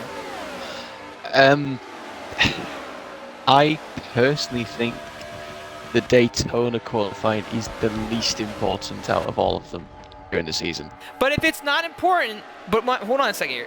It's not important if you only have one lobby. It's important. Oh, sorry. Okay, it's important to ensure you get into the top lobby. But if that is what I'm talking about, right? Yeah, if you're contending for a championship, hold on. If you're contending for a championship, you want to be in the A lobby. Oh yes, you have to. Yes. That is all I'm saying. So qualifying matters. It matters. Yeah. Excuse me. To get into the top lobby, yes, it does matter. But I personally think if you're starting 22nd, 23rd, as you know, we're very likely to have in the top lobby, you have as equal and more, if not, greater chance of winning from that position as if you're starting on the front row. As JJ touched upon and said, it is pot luck, and you've just got to be in the right place at the right time, like Northern was, to be from 8th to win the race on the last lap. Okay, but again, it's partial luck, but the thing about it right now is you've got to put yourself in a good position. If you can do a good pitch strategy, you're going to put yourself in position to win a race. The other factor is everyone's learning how to tandem.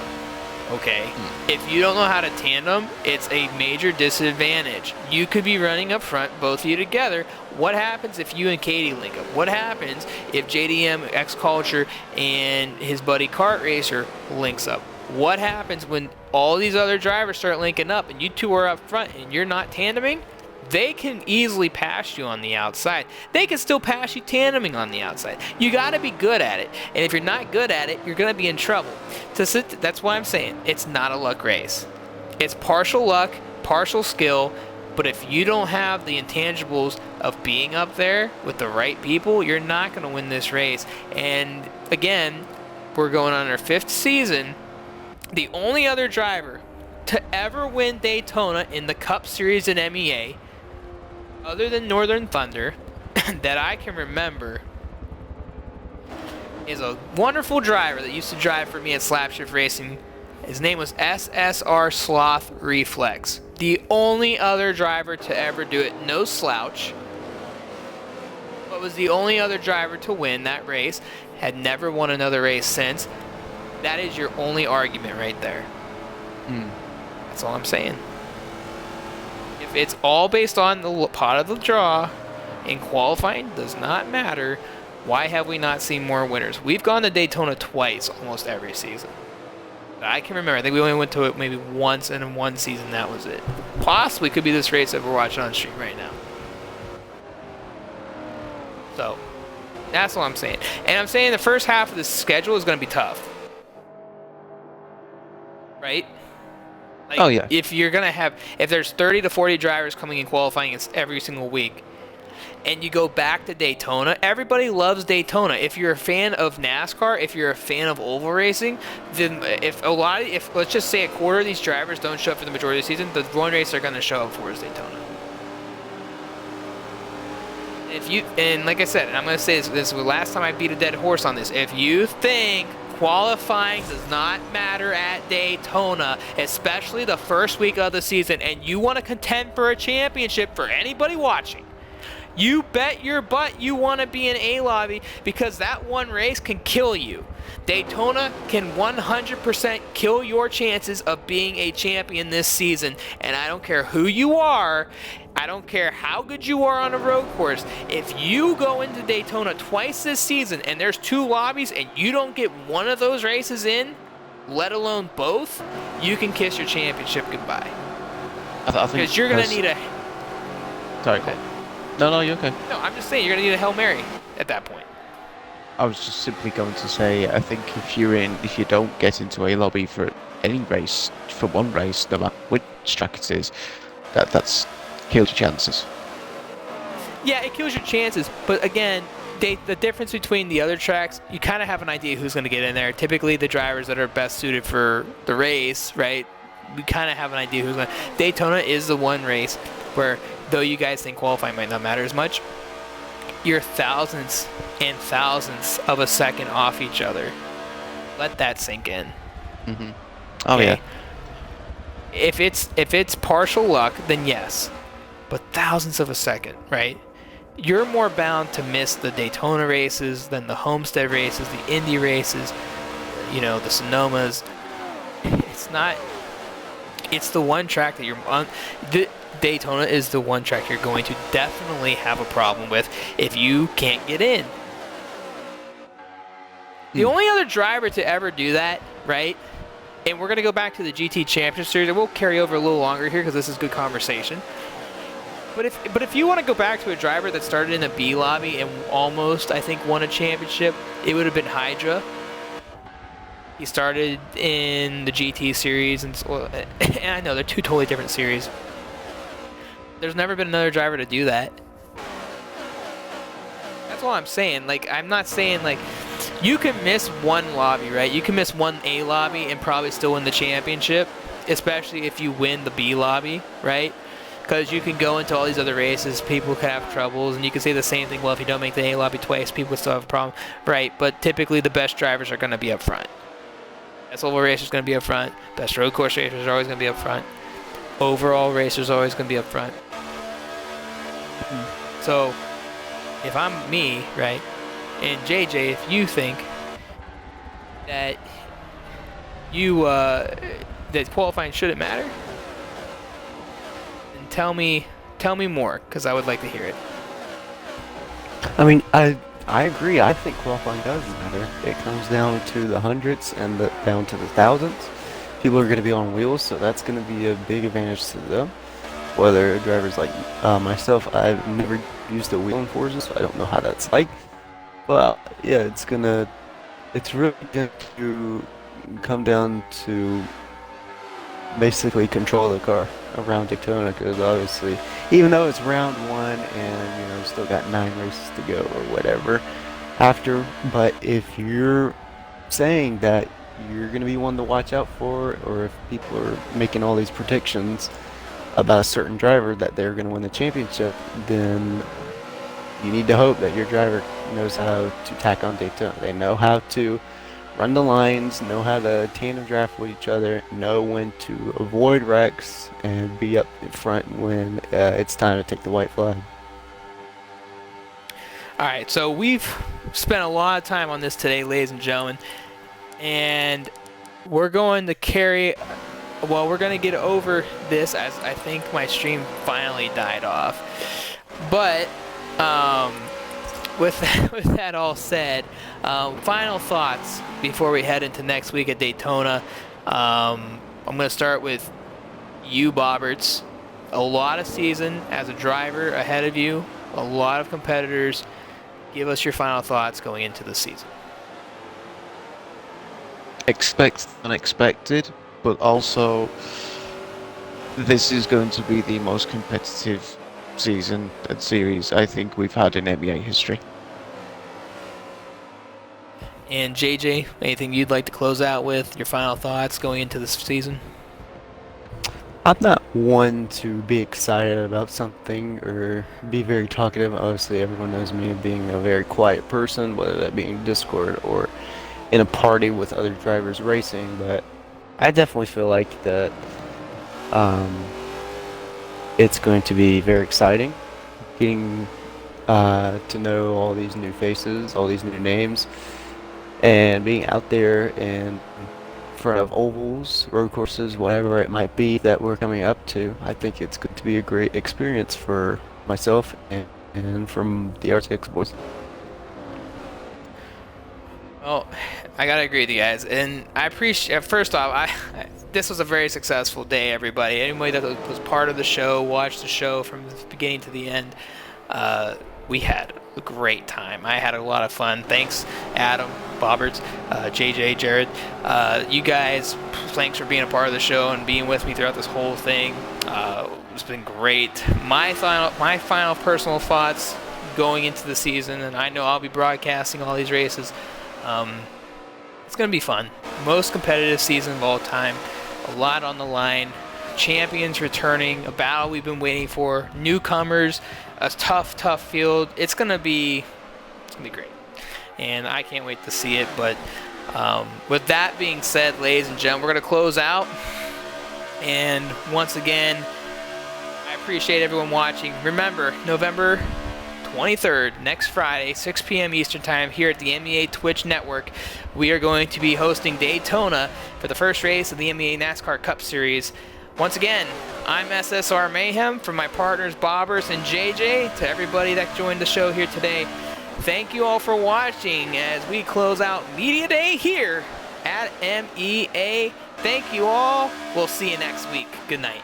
Here we go. Miss Katie Cat looking to lead the field the first time here at Daytona International Speedway this season as the green flag flies and we are going racing here at Daytona.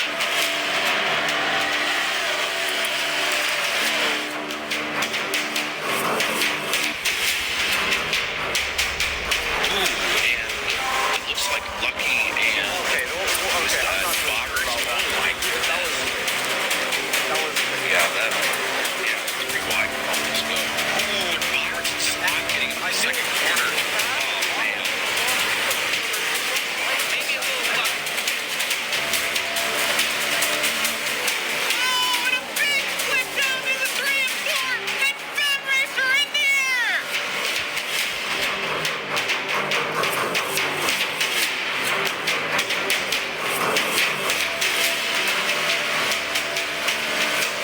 Oh, and Boberts! Is it Boberts? He spins up! Fem Racer in the down to the inside. And she's trying to make some things happen. Oh, we got a caution. It's her and the Ranger into turn number 3. And the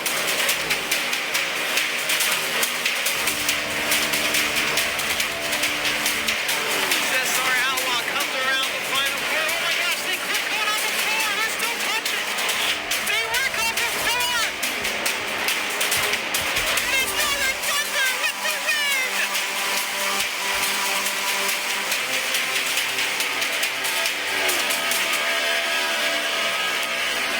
Overachievers Ranger to the inside for the race lead. As the, oh my gosh, a gigantic accident off a 3. And it's a bunch of drivers in the wall. It's going to be Northern Thunder. He's coming across the line. And Northern Thunder wins at Daytona International Speedway. Season 5 of the MEA NASCAR Cup Series returns November 23rd, Fridays at 6 p.m. only on the